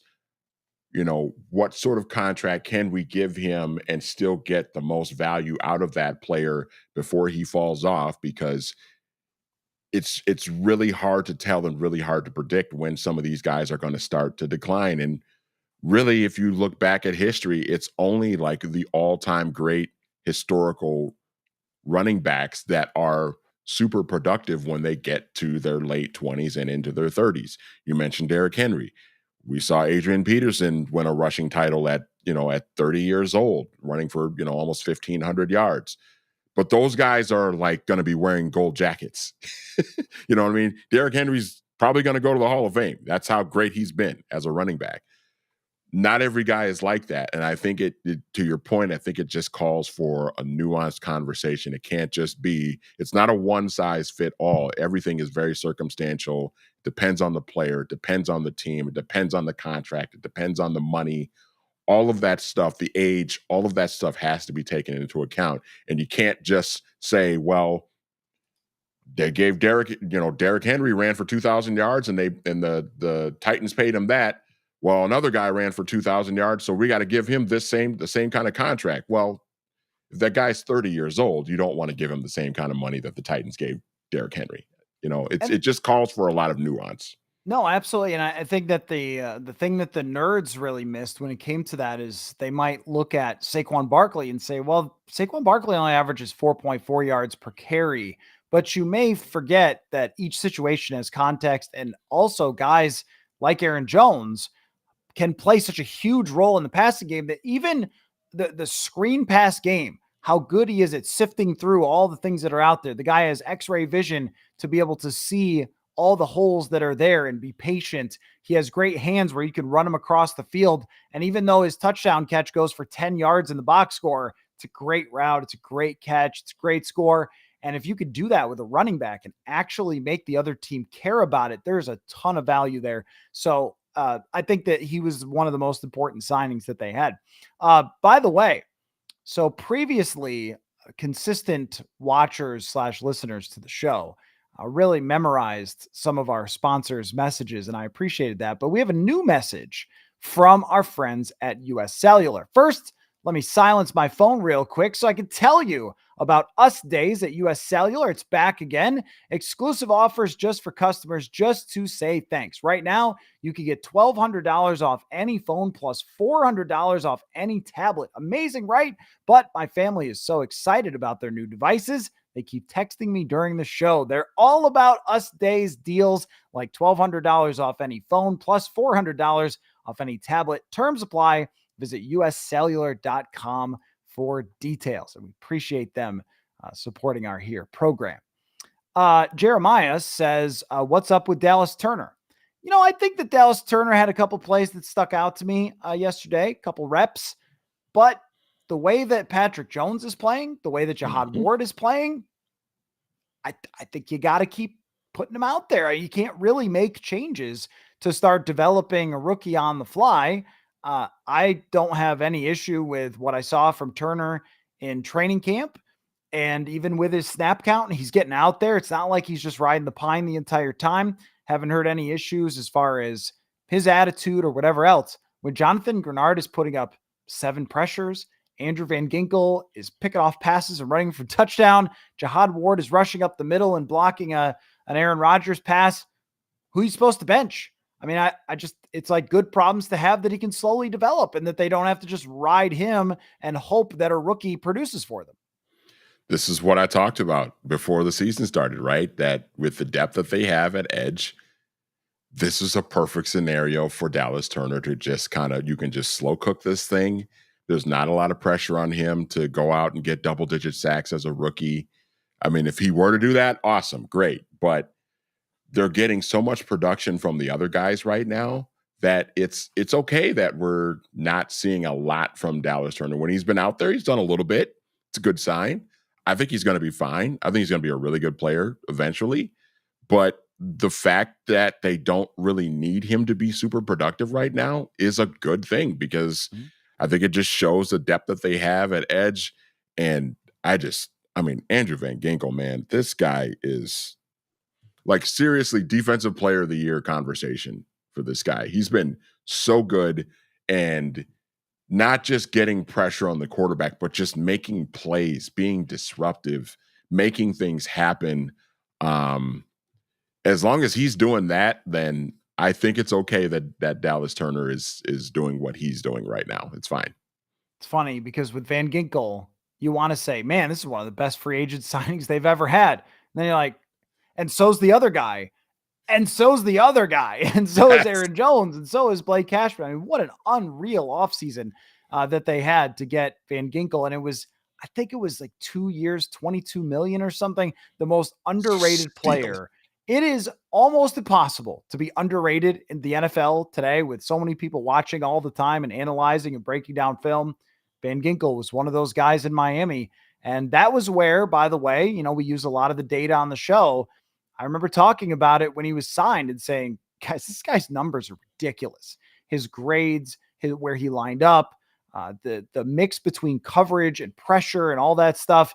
And you've seen every bit of it. I didn't know that he was going to score touchdowns. I know you liked my tweet when I said all Andrew Van Ginkel does is score touchdowns the other day. Tang says, I swear since Jarius Wright and Adam Thielen left, KOC quit using slants. Well, he didn't coach Jarius Wright, but yes, there's no slants. You know what I think that is, though, Manny? I do think O'Connell is trying to work to Sam Darnold's strengths, and I don't think slants were one of them. He threw a couple picks early in camp with slants, just didn't seem like the real timing was good for him. So I think that might be part of it. David asks, JJ McCarthy mentioned the first 6 weeks of his rehab were most important. Any updates on how he's doing? We have not spoken to him, but I think as far as how it's going, I haven't gotten any indication that there's problems. KOC talked about it when he could be on the sideline and said he should be ditching the little motorized cart that he's been running around TCO Performance Center. It's sort of funny to be in the locker room and then you see him like whiz by and, whoa, what was that? But yeah, I did see him on crutches the other day, just walking on crutches. I think it's important just for him as far as not doing anything, watching Netflix, grinding tape, just hanging out. Like, don't put any stress on that, and it needs to heal. And then he'll go from there. But we'll see if there's any other updates other than that. Getting him on the sideline should happen at some point fairly soon, but I don't really care about that. It's okay if he watches it from the press box. You get to see what it looks like from upstairs. Kevin says, how does this team not make a big trade while the defense is on fire? Nobody expected this level. Imagine Stafford on the team, but they can't disrupt chemistry benching Darnold. I don't understand the last part of that exactly, but if you think about the 2021 Rams, Manny, how they sensed their chance and they went and got Jalen Ramsey and they went and got Von Miller. They may have gotten Ramsey the year before, potential, maybe 2020.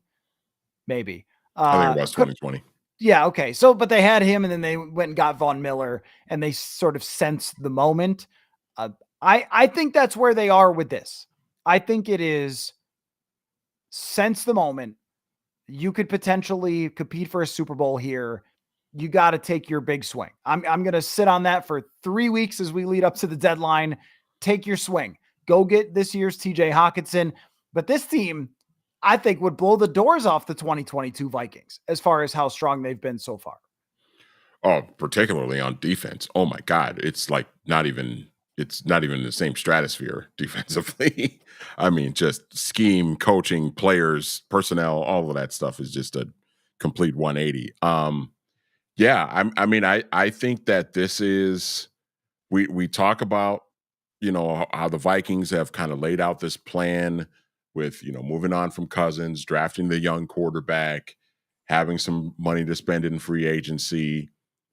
I think all of that is sound and they've done a really good job of that. But 2025, 2026, 2027, it's exciting. It's cool to kind of be excited about that and the potential for having all the cap space, even more cap space next year to spend. But sometimes you just never know, man. You never know when your window of opportunity is there. And the way this is playing out with this 5-0 start, they have to really be strongly considering just making a big splash move to help bolster what already looks like a really good roster. It could be trading for another running back, like we talked about earlier. It could be trading for another corner. I don't think another corner could hurt this team. I mean, because you just never know if Shaq Griffin and Gilmore are going to hold up. With given Gilmore's age and everything, they've both been really good, but one of those guys gets hurt, it changes everything for your defense. So these are all things I think that have to be on the table. And I think that they should be pretty aggressive going into the deadline to try and bolster this roster because you just never know.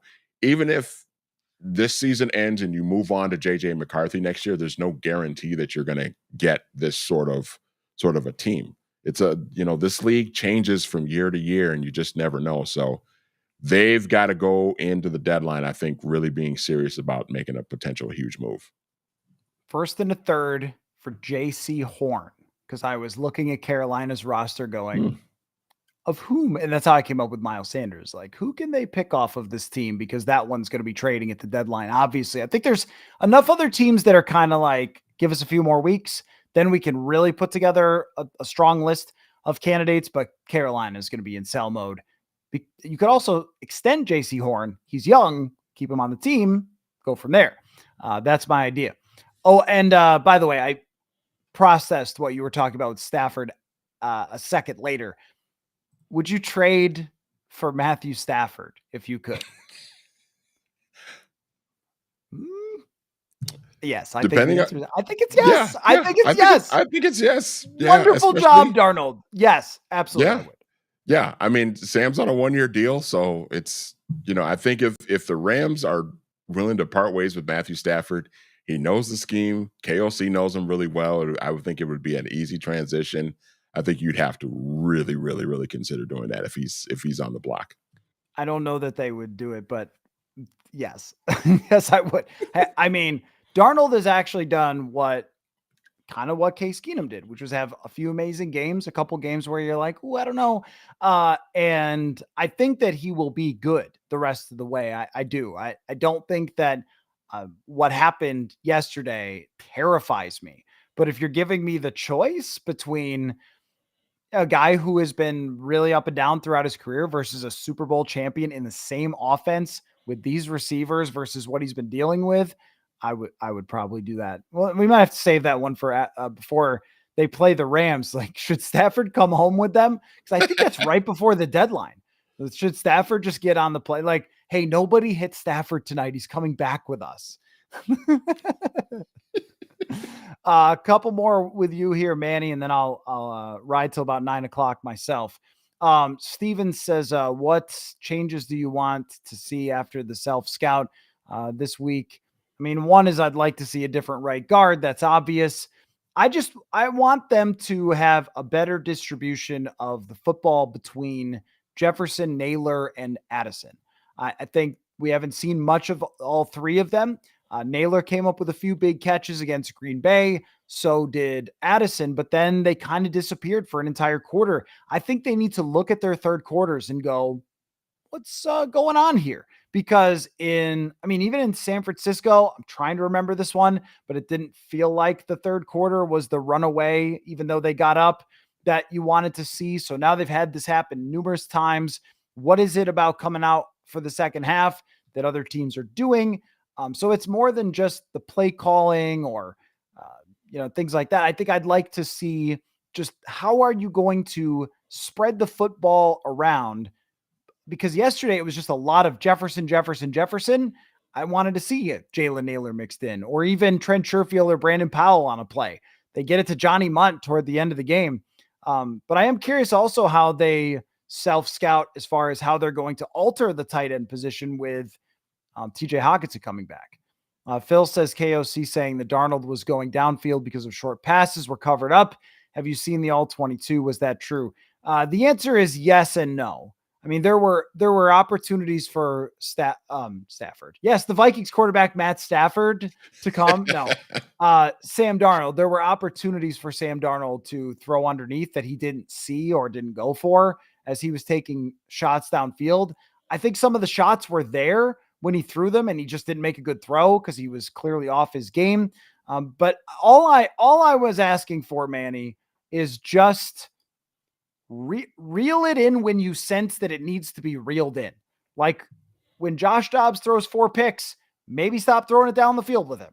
And when Sam Darnold is not very comfortable with some of those throws and maybe struggling to breathe out there after getting smacked, rein it in a bit, find a way. When you talk about, they're covered up.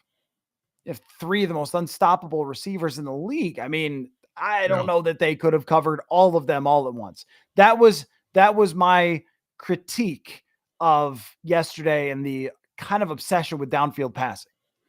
Yeah, and I think that kind of falls into the part of Kevin O'Connell of just like sort of reading the vibe from his players, really having an understanding of like, okay, Sam Darnold's really struggling with like all of this down the field stuff. Let's pull him aside, when this possession is over, let's pull him aside and say, okay, Sam, listen, let's reel it back a little bit. Let's keep things simple. We've got a lead.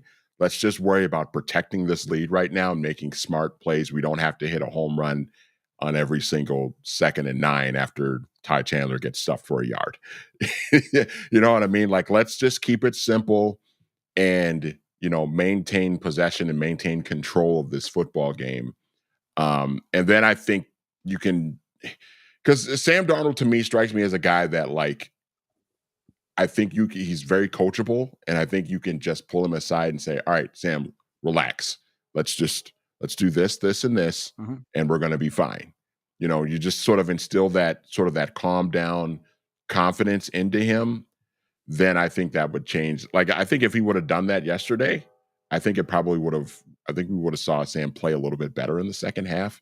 I think that's just it just kind of feels like KOC gets really like wound up himself because he loves the downfield stuff and he's just like just just throw it out there, man. Let's just go. Let's just go. Let's be aggressive. Let's continue to be aggressive.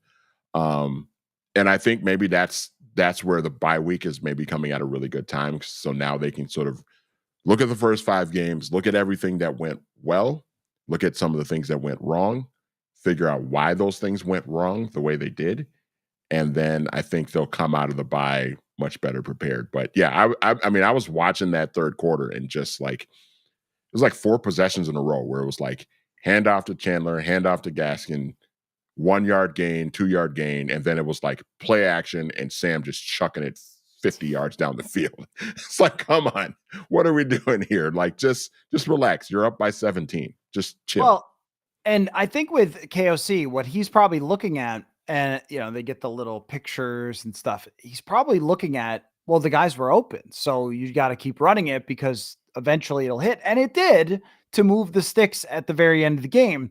But also, if your quarterback's not hitting it, it doesn't really matter how open it is if he's not hitting some of the Right. higher degree of difficulty type of throws. And I think there was a lot of things that ultimately went into that. Disc Golf says the Jets deserve credit 100%.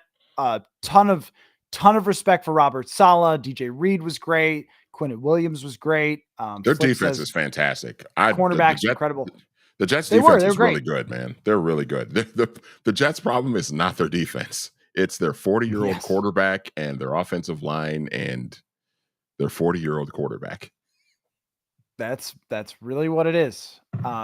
Lore says if Flores leaves next year, who could replace him? And would the Vikings be able to keep the same scheme? Durante Jones would be a candidate for that. But also, I gotta tell you, this is not a week to week show.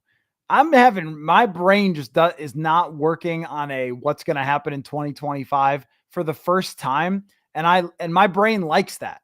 I really like only talking about, hey, the Detroit Lions are coming up after this bye. How are they going to beat them? How many wins are they going to have? Let's look at these opponents really close because it matters, and not as much looking at what's going to happen in 2025. What's going to happen in the offseason? Who are they going to sign? Who are they going to draft? I have done that for so many years, Manny. I Since know. 2019, It's every year by exhausting. this time of the year, outside of 2022, I've pretty much been saying, well, what's going to happen in the future? Let's live for today. But the answer is probably Durante Jones. So I will answer your question, but I will have more trouble than previously. Blanto says 12-5 seems like what it'll end up being. I have a tough time finding 5 losses. Yeah, that is the thing, Manny, is that you had to stretch. That's how No. crazy this is. You had to stretch to get to those 5 losses. I mean, I don't even now, like I picked them to lose to Tennessee. Okay, I don't really think that they're going to go into Tennessee and lose. It's just one of those games where, all right, well, it's a month and a half away, and a lot can happen between now and then, and you knock on wood and you just hope that everybody stays healthy. And if they are, then yeah, if the Vikings are, what would they be, 2 or they'd be 10. No, they'd be 9 games into the season going into that game. If they're 7-2 or 8-1, yeah, I would like their chances to go into Tennessee and win. But it's one of those things where you just this league changes so much on a week to week basis where you just never know what can happen. And that's still 7 weeks, or just 6 weeks away between now and the Tennessee game. And so a lot can happen between now and then. And you just have to kind of let it play out and see what happens. Manny, before you go, you know how much I like to share feelings. I want you to share your feelings about the 5-0 Minnesota Vikings. Are you anxious about it to see what happens? Are you nervous? Are you excited? Are you confident? Are you what? Yes. Yeah. All of the feels, man. All of the Yep. feels. I just love this. This is about as, and of course we all have like nitpicky things to talk about. We just talked about kind of the play calling and all of that stuff. And I've been a little bit concerned about what we've seen on special teams the last couple of weeks. Not the kicker. The kicker's great. Knock on wood. The kicker's fantastic. Extremely good. Yes. But just other stuff on special teams has me kind of a little bit concerned. But like, dude, they're 5-0. None of us have them sitting at 5-0 at And this I don't point. think it's fake. I just don't No, think it's I fake. think it's legit. 2022 was so frustrating because they would win a game and give up 400 yards and need a field goal at the end or something crazy to happen. And I would do the post game and just be like, I don't know, guys. That wasn't actually very good. This is the first time this Jets game where it wasn't actually that good, but the defense was so good that it's not like they didn't earn it. It's not like they didn't outplay the Jets. Every single game, they have outplayed the other team. And that's not something you run into very often in the NFL, no matter how good you are. Super Bowl teams don't go 5 straight weeks in the league where they outplay every single team. Teams that are going to be in the playoff races, teams that had Super Bowl aspirations going into the season, and they've outplayed all of them. It feels the most legit that it has felt since, I'll give you the week, 2017, when they beat Atlanta after beating the Rams, is the last time that I said, I think what's happening here is real. So it's been a while. It's been a while for everybody. So Mr. Hill, tremendous job picking the schedule. You did everything. You were reasonable. You made people unhappy. There was excitement. There was drama. It was wonderful. And guess what? We'll do it again after the bye week next Monday. But we're also probably going to talk Thursday again. Scheduling is always a little weird this time of year. But thanks for your time as always. And we will talk soon, sir. All right. Appreciate it. Football. See you guys later. All right. I'm going to hang here for a bit and continue to answer your questions until I scroll all the way to the bottom of the comments. As usual, hopefully around 9 o'clock tonight. Still got some things to do. Marley, on the writing side, sometimes I let it get a little late. Marley says, any plans to talk with an insider about potential trade targets, RB2, defensive end, defensive end, defensive tackle, right guard, all spots that could make or break. Definitely as we get closer, but we're going to have that conversation with everybody who comes on the shows. Like, what should they do? How much are they willing to give up? There'll be a lot of different opinions on that. But as far as getting NFL insiders, I will make the effort to try to do that for sure. Kevin says all 5 teams we've played are top 10 in sacks. Some of that is Darnold's taken maybe more sacks than he should. All but Green Bay are top 10 in yards allowed. We've played great defenses so far. I know. That's what I'm saying about this entire season, is that it's hard to pick apart any area of this 5-0 start where you go, well, that's not really real. The offense has been good overall. You'd just like to see a couple of things improve, but overall, would anybody take this offense? Can you win with it? Of course you can. If they play like this over 5 game stretches, and those are Darnold's stats over 5 game stretches, then you're going to be in great shape for the rest of the season. And they won't play defenses this good, especially as the season goes along and teams get banged up. But yeah, I agree. Let's see.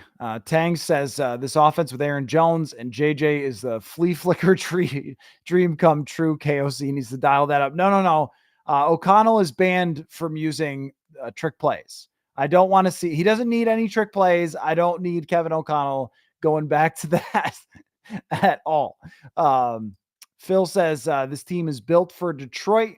That is very true because it takes a lot of discipline to play against Detroit's offense, where they have a lot of moving parts, a lot of screens, a lot of play actions, and they did extremely well against Detroit.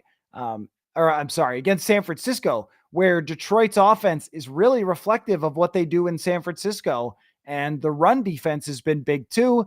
There's also the fact that Detroit is playing Terry and Arnold, who is a young corner that commits a lot of pass interference that they're going to go after. That defense still has questions against Detroit. Right now, the Vikings look better than Detroit. We'll see if we still feel that way in 2 weeks.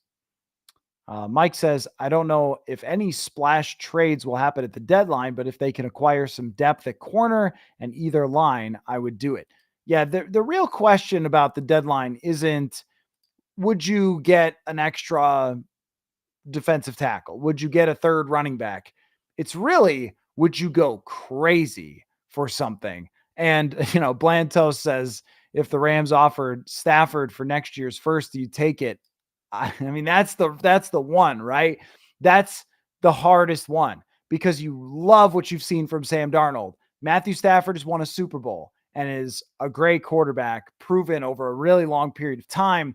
They've been working through things with Sam Darnold to make this good, but you're talking about basically a souped up Sam Darnold if it's Matthew Stafford, but that's also insane, right?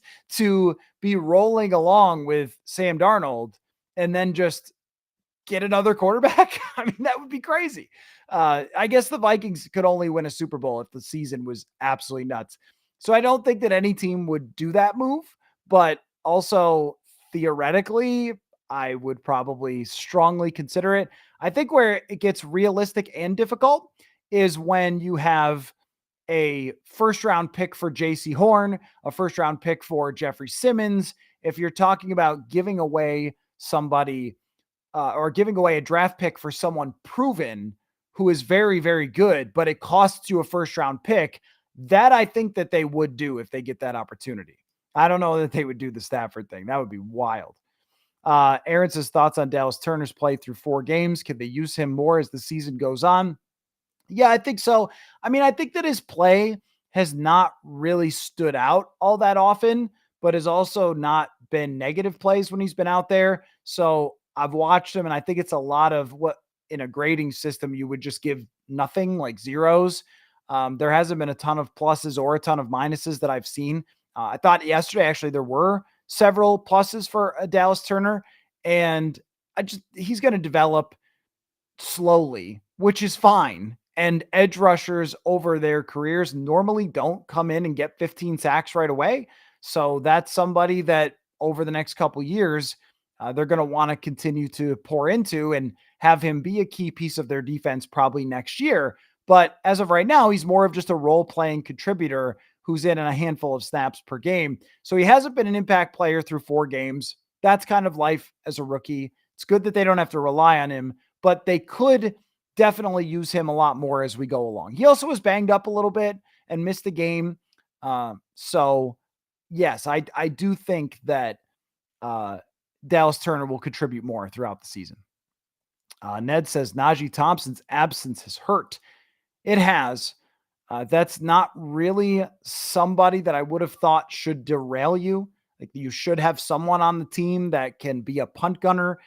I don't know why Trent Sherfield wasn't doing it before until Caleb Evans got hurt. Trent Sherfield is a very good and very experienced special teamer. Maybe it's because he was contributing on offense more when Jordan Addison was banged up, but that experiment with the Caleb Evans, it's okay if that's over and they lean on Sherfield a little bit more. But the punt returning thing, you never notice it until it goes wrong, right? Okay, they punt to you, you punt to them. But if your punt return unit isn't good, oh man, you are on the edge of your seat every time you got to do it. And that's how it felt against the Jets. The one thing I would say is you don't have to they botch a couple of plays on punt returns. We don't have to talk about firing coaches. Okay. I just saw a lot of that yesterday. Is this special teams coach even know what he's doing? Okay. Okay. I think that over loyalty to certain players, if not all players, over belief is something that this coaching staff, starting with Kevin O'Connell, they all have. They all give players probably more opportunities than you would as an objective observer. They try to develop and squeeze every bit out of certain guys. They try to find roles for guys who haven't worked out. And I think that that's played into it a little bit.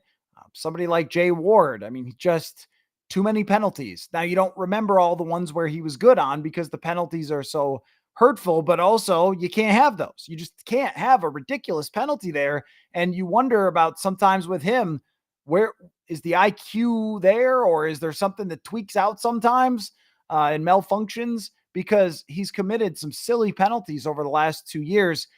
But I think as an overall special teams unit, they've been fine. They've kicked the ball well. They haven't given up anything as far as kick returns go.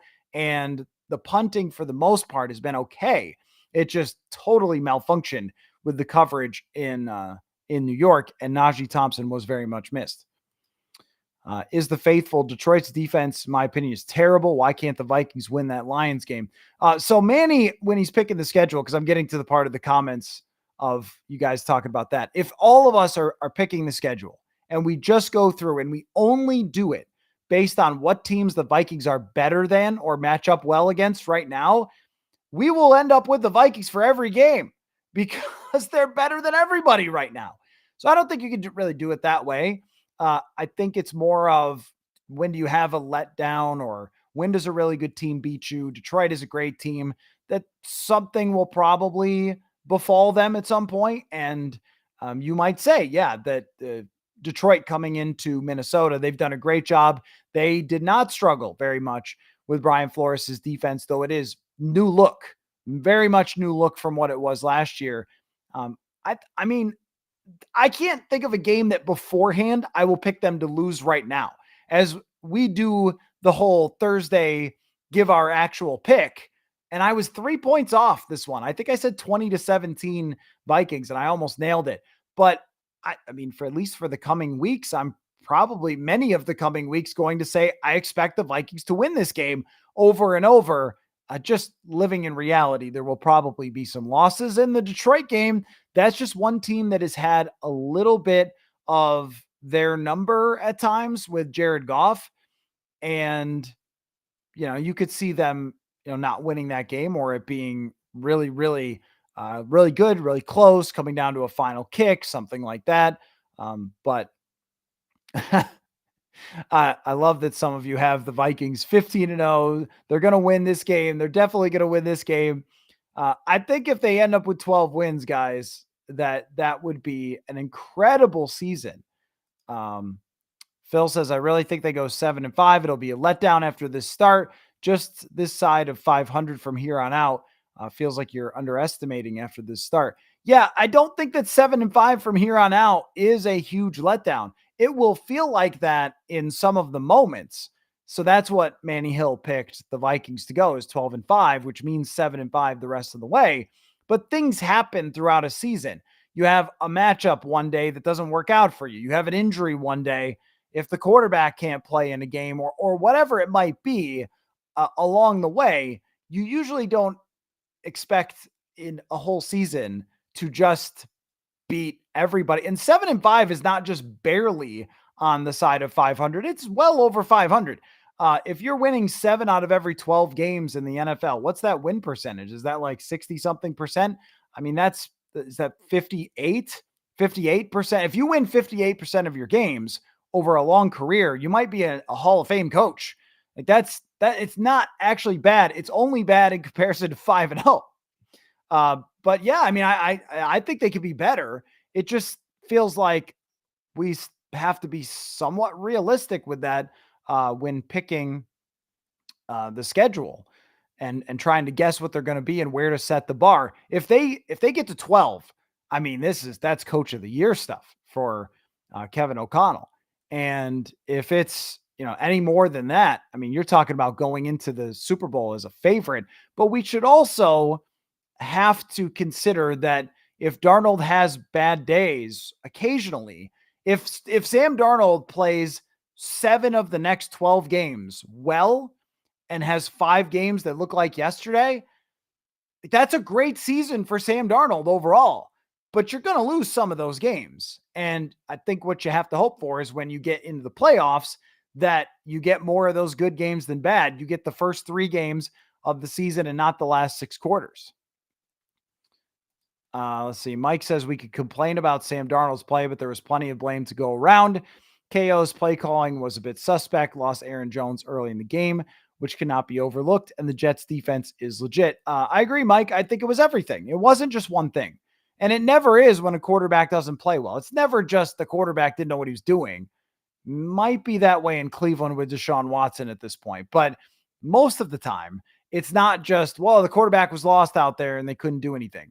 It's scheme, pressure, opponent. I mean, they allowed 60 passing yards to Bo Nix, and Bo Nix looked pretty good yesterday against the Raiders. So that's a very good defense with a lot of really good players, and no one deserves just the blame. But when your quarterback ends up with a 50 quarterback rating, when the rest of the season he was at 110 or something, I mean, it's a big fall off from where they were.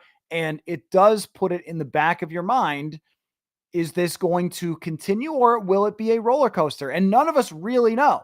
So you guys who think that they're going 15-2, like, we don't really know how Sam Darnold is going to perform the rest of the way. I tend to think that it's probably a good bar to set.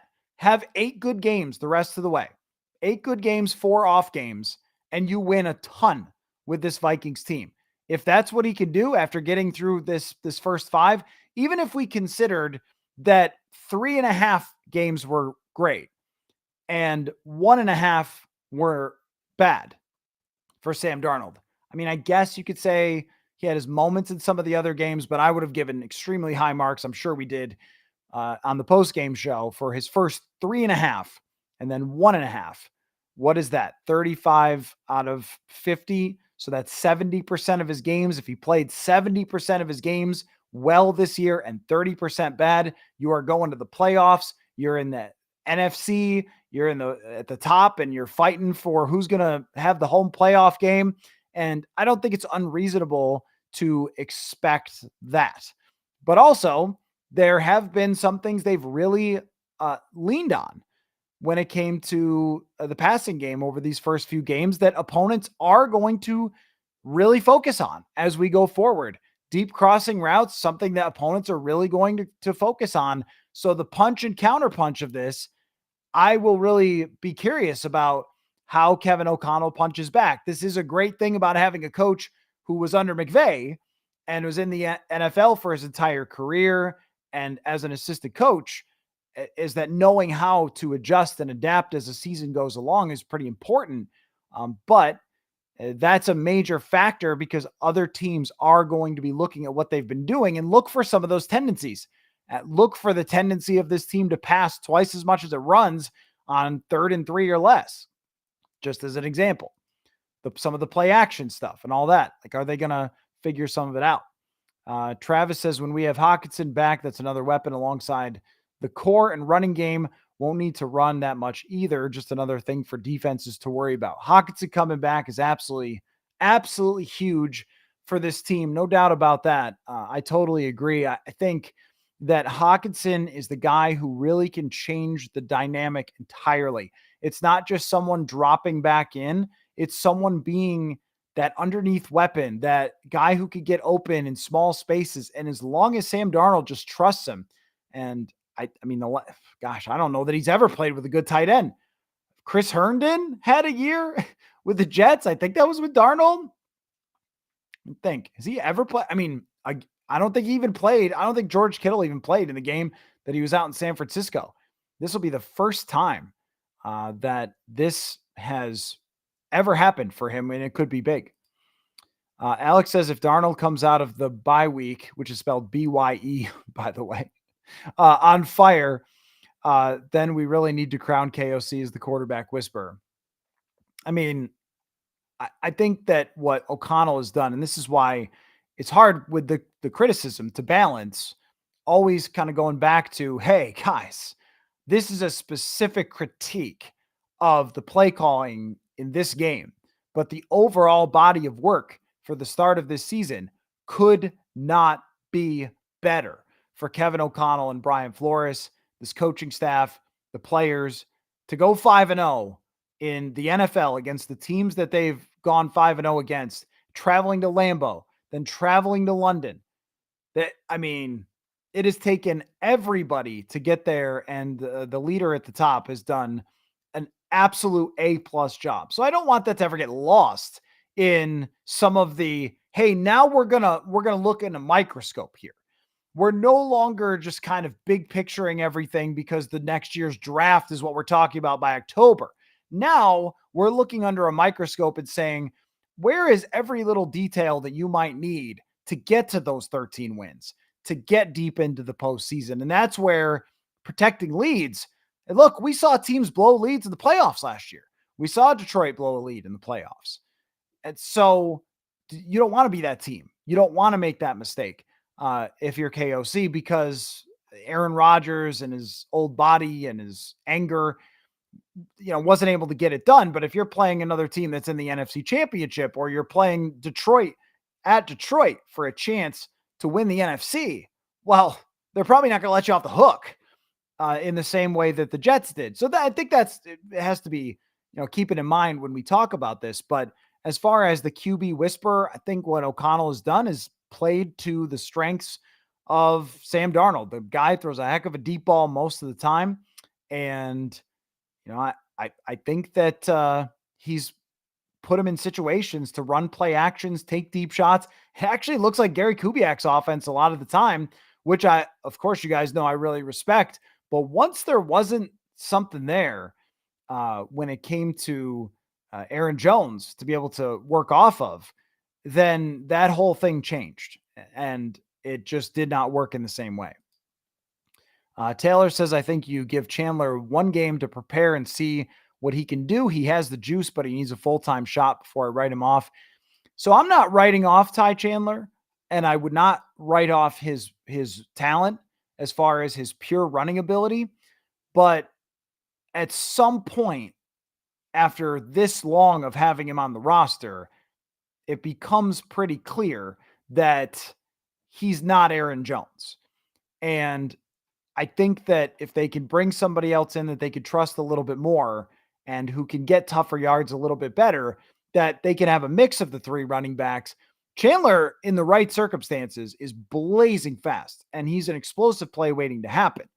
It's just the whole game plan, everything put on him was obviously a little bit too much, and has been a little bit too much for him almost every time. I think Cincinnati, he was good in 2023. Yeah, last year it was Cincinnati where he started. He was pretty good, I think, in a game against Detroit, but it's hit or miss with him, and that's fine. It's a good player to have.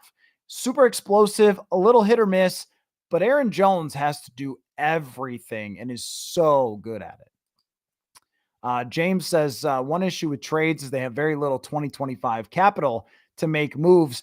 Might have to just empty the bank. You're absolutely right about that. And if you got to empty the bank, then you empty the bank, because you have plenty of cap space and plenty of players under contract going forward. That will eventually hurt you. Yes, if you don't have those players on rookie deals, you can work around it as long as they go to McCarthy next. So that's a tough decision. I really do think it's a tough decision. So far, everyone that I've asked on the show has all said the same thing. Hey, you got to go for it. I don't know what's in the Wilf's minds. I don't know what's in Kwesi's mind when it comes to this, if they want to hang on to that or not. Truth says, all I'll say is whatever they're doing right now is making them 5-0, but we can do better.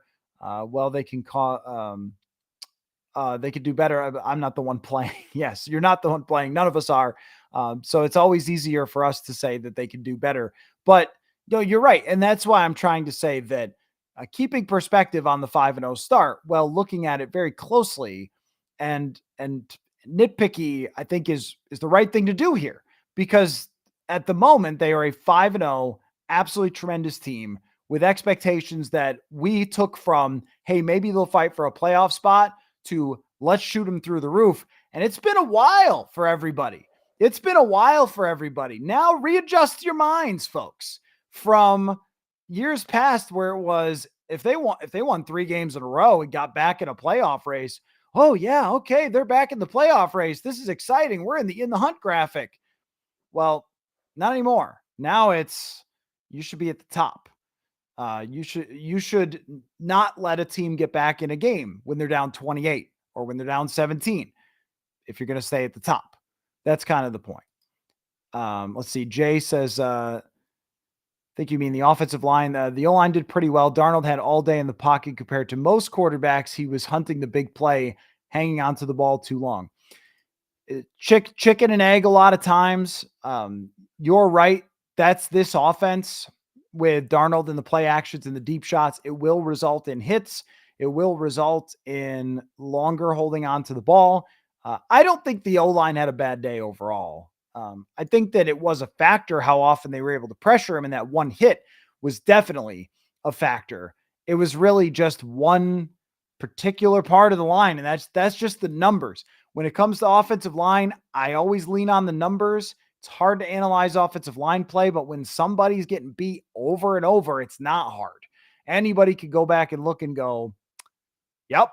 I mean, that's a big loss for a certain player, and then a big penalty as well at the end of the game. I mean, just one particular part of the line has been really problematic for them, and we'll see if they replace it.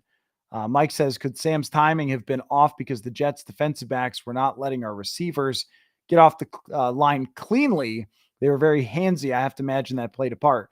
Yeah, their cornerbacks did a great job.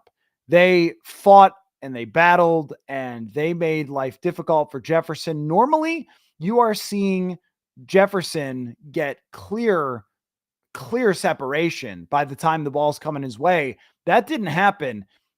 He had multiple targets that were very well contested, and that's definitely part of it that could have thrown off the timing on certain plays. But when I looked at the all 22 tape, I also saw opportunities that were missed for wide open receivers downfield.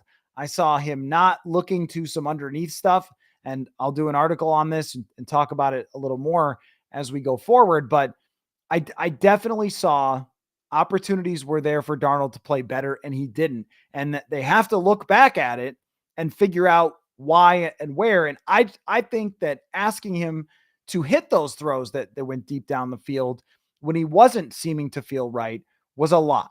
But I mean, we could pick it apart in a lot of different ways what happened. The reality is the last 6 quarters of quarterback play, whatever the explanation, if it stays like that, will be tough to win 13 games.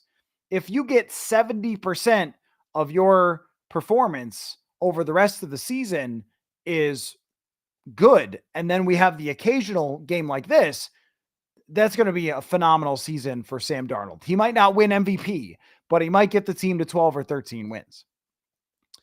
Ty says, are there any running backs in the free agent market that could be better than Chandler? Probably not. Might be worth a chance. If you get to this point in the season, I mean, Kansas City is playing Kareem Hunt, who's got to be totally washed. I have no idea who is out in free agency, who would come off of their couch. Maybe Latavius Murray or Jerick McKinnon. Maybe those guys are pros. I have not heard what exactly their deal was for this year. I don't think either one of them has a job. I would welcome both of them back. Maybe Latavius just to pass protect. Let's see. Tyler says, when was the last time we had linebacker depth? Years. You have to go back to Ben Gideon, I think, when they had Barr, Kendricks, and Gideon, and he was pretty good. That would probably be the last time, but it was always pretty short after that. Yeah, having Kamu Grugier-Hill. Did they sign anybody that didn't work out? Like Kamu Grugier-Hill making plays. And now filling in and taking a role sometimes as kind of a versatile player who can cover. Tillery, Grugier-Hill, Ward, every one of these guys. Every one of these guys. It's remarkable. Taylor says, hot take, does Hitman come back? Still playing very well. 2025 questions are hard. but I have no idea. No idea if he's going to come back or not. And he probably won't even tell anybody until he'll just not show up for training camp. And we'll go, "Where's Harrison?" And then they'll say, "Oh, yeah, he retired."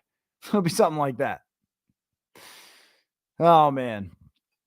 More discussions about trading for Matthew Stafford. I mean, I think it's on the wild side of ideas. I like talking about it. Maybe I'll ask some people about it because it's fun.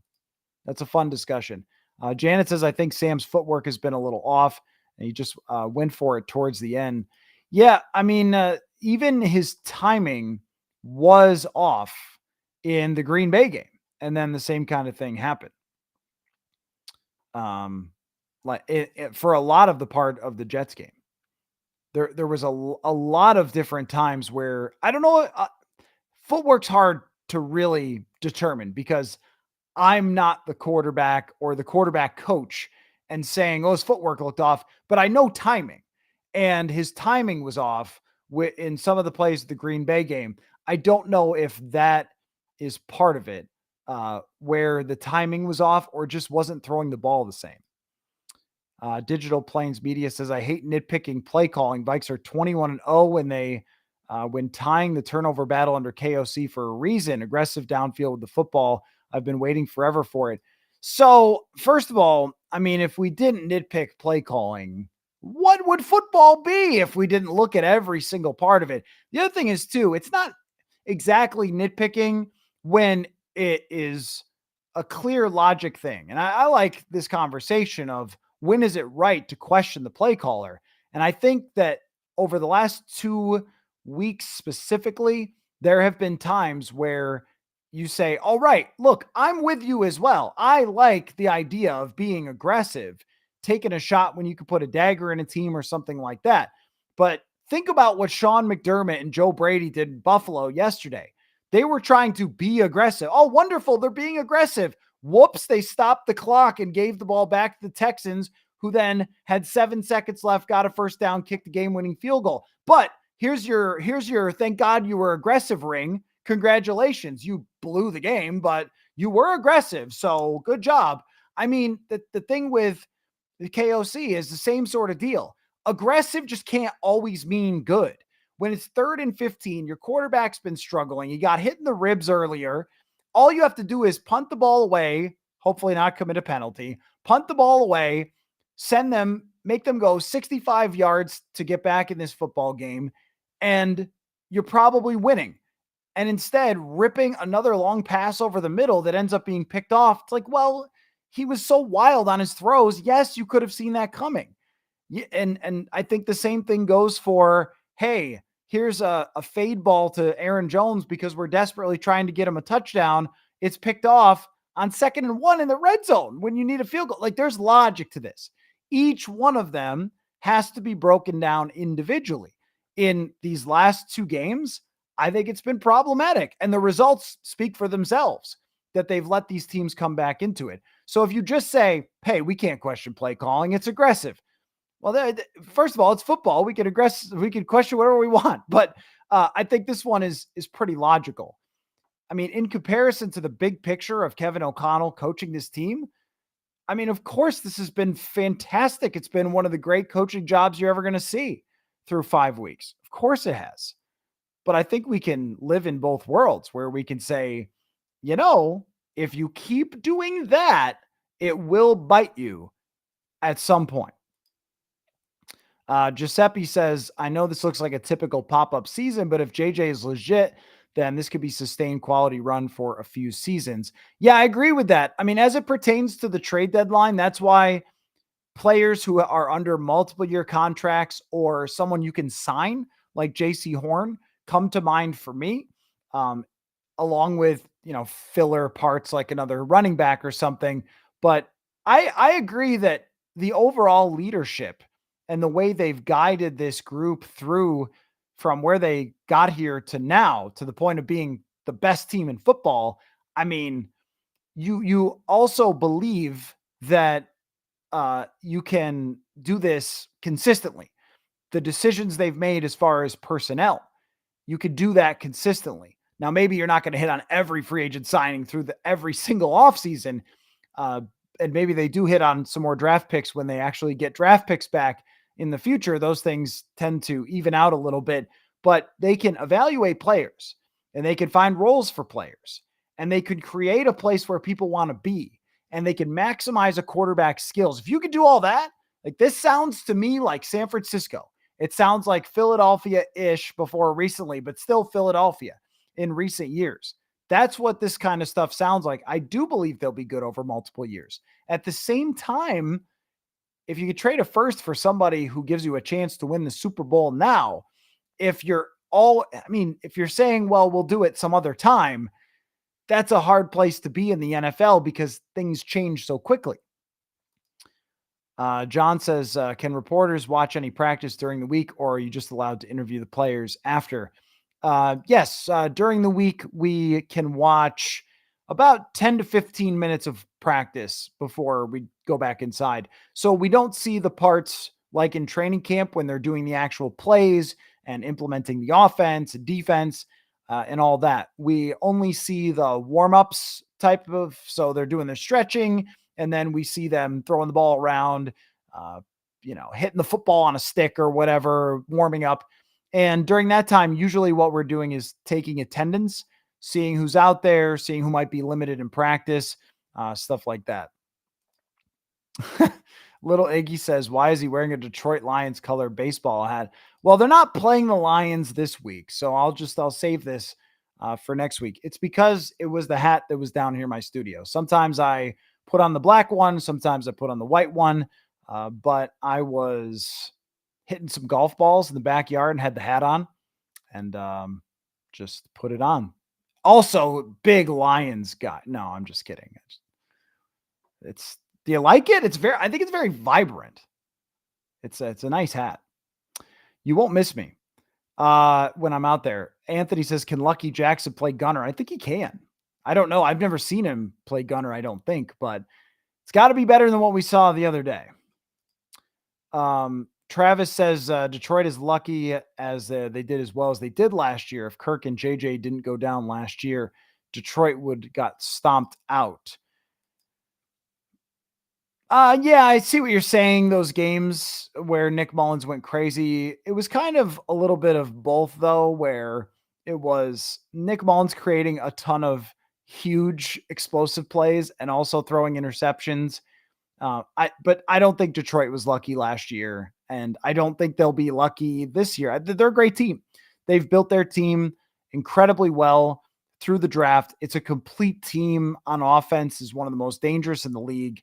Still some questions on defense, but there's no downplaying how good Detroit is. And sometimes we just are in different spots where a lot of you want to say, screw Detroit, they're not that good, which I totally understand.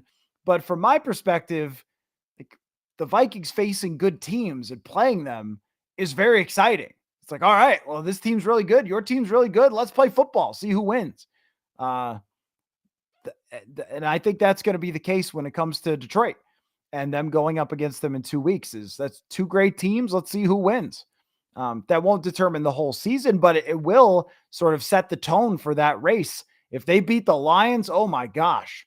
I mean, then you're talking about just however high this thing is right now. That's like the last part of it. It was, okay, don't have a letdown game in London.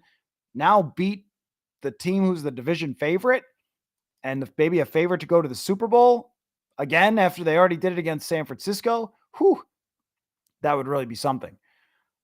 Peak Tribe says Lions are still the best team in the division until the Vikings take it. The North, easily the best division in football.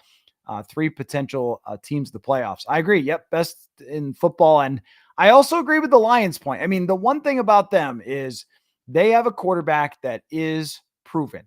Yes, the Lions have not been as good this year. Goff has not been as good this year, although I seem to remember him going 18 for 18 passing, or was it 19?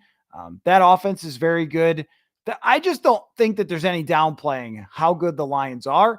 And since they were in the NFC Championship, and since they were the team that had high Super Bowl odds, and they've so far mostly lived up to being that good, they are the team to beat, which is great. Send your team against the team to beat. And if you beat them, then you're the team to beat. Fun stuff, right? I think it's fun. Digit says Jefferson has a great game every game. Either he black holes 2 or 3 defenders, so Addison or Naylor are wide open, or he is wide open. Yeah, I mean, that's what it means to have a clear-cut number one wide receiver. The one thing I would like to see them do is just make it a little easier for Jefferson sometimes.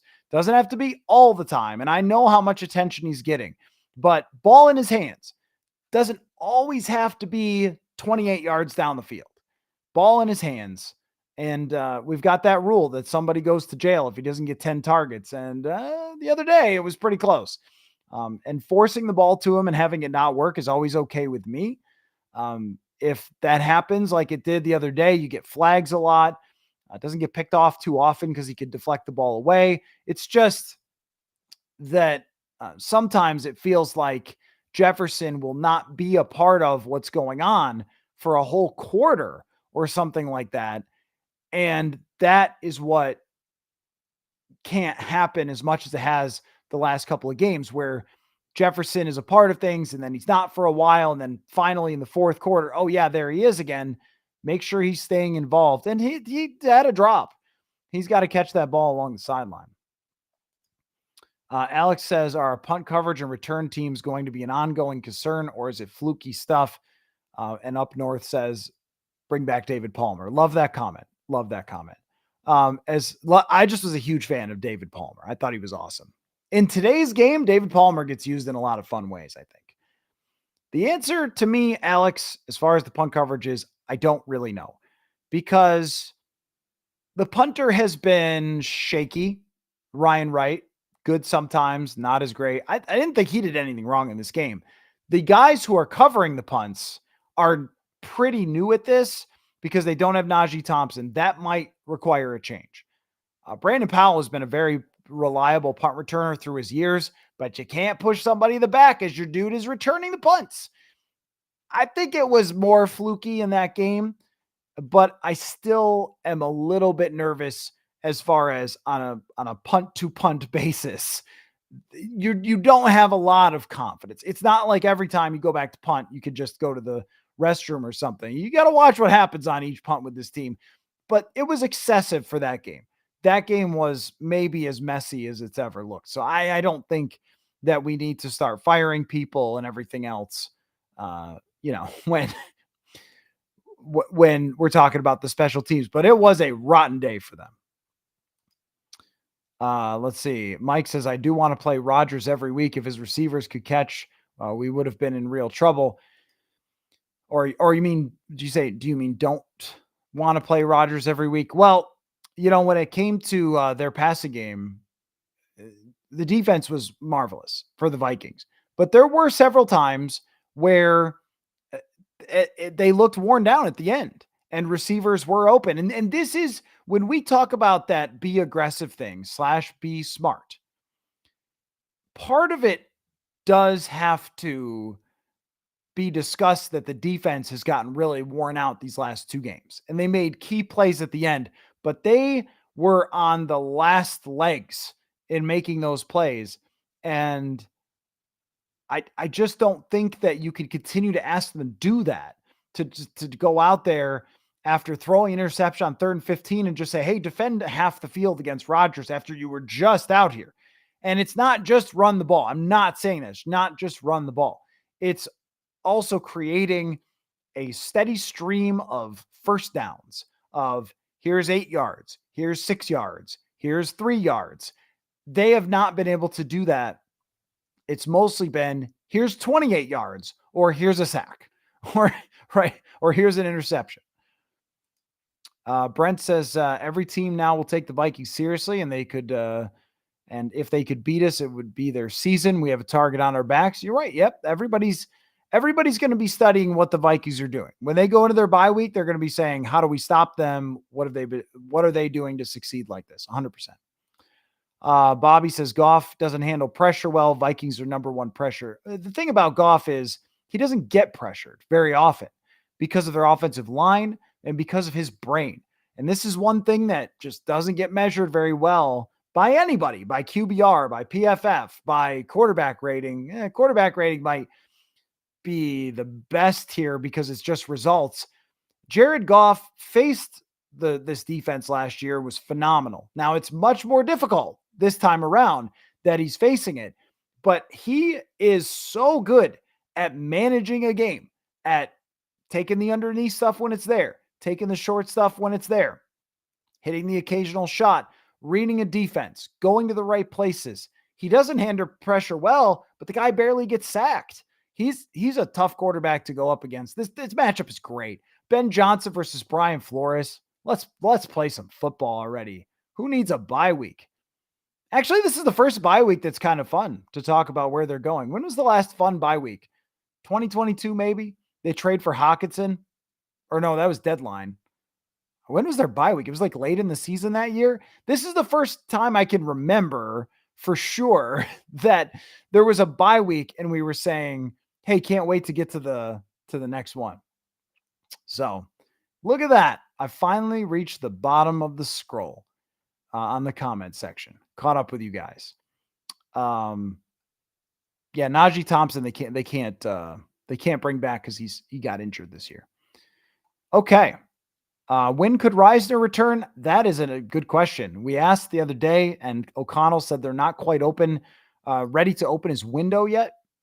I understand, Luis. The personnel is very different between this year and last year's defenses. I just mean that Jared Goff has played really well against a lot of defenses over his whole career, over his entire career.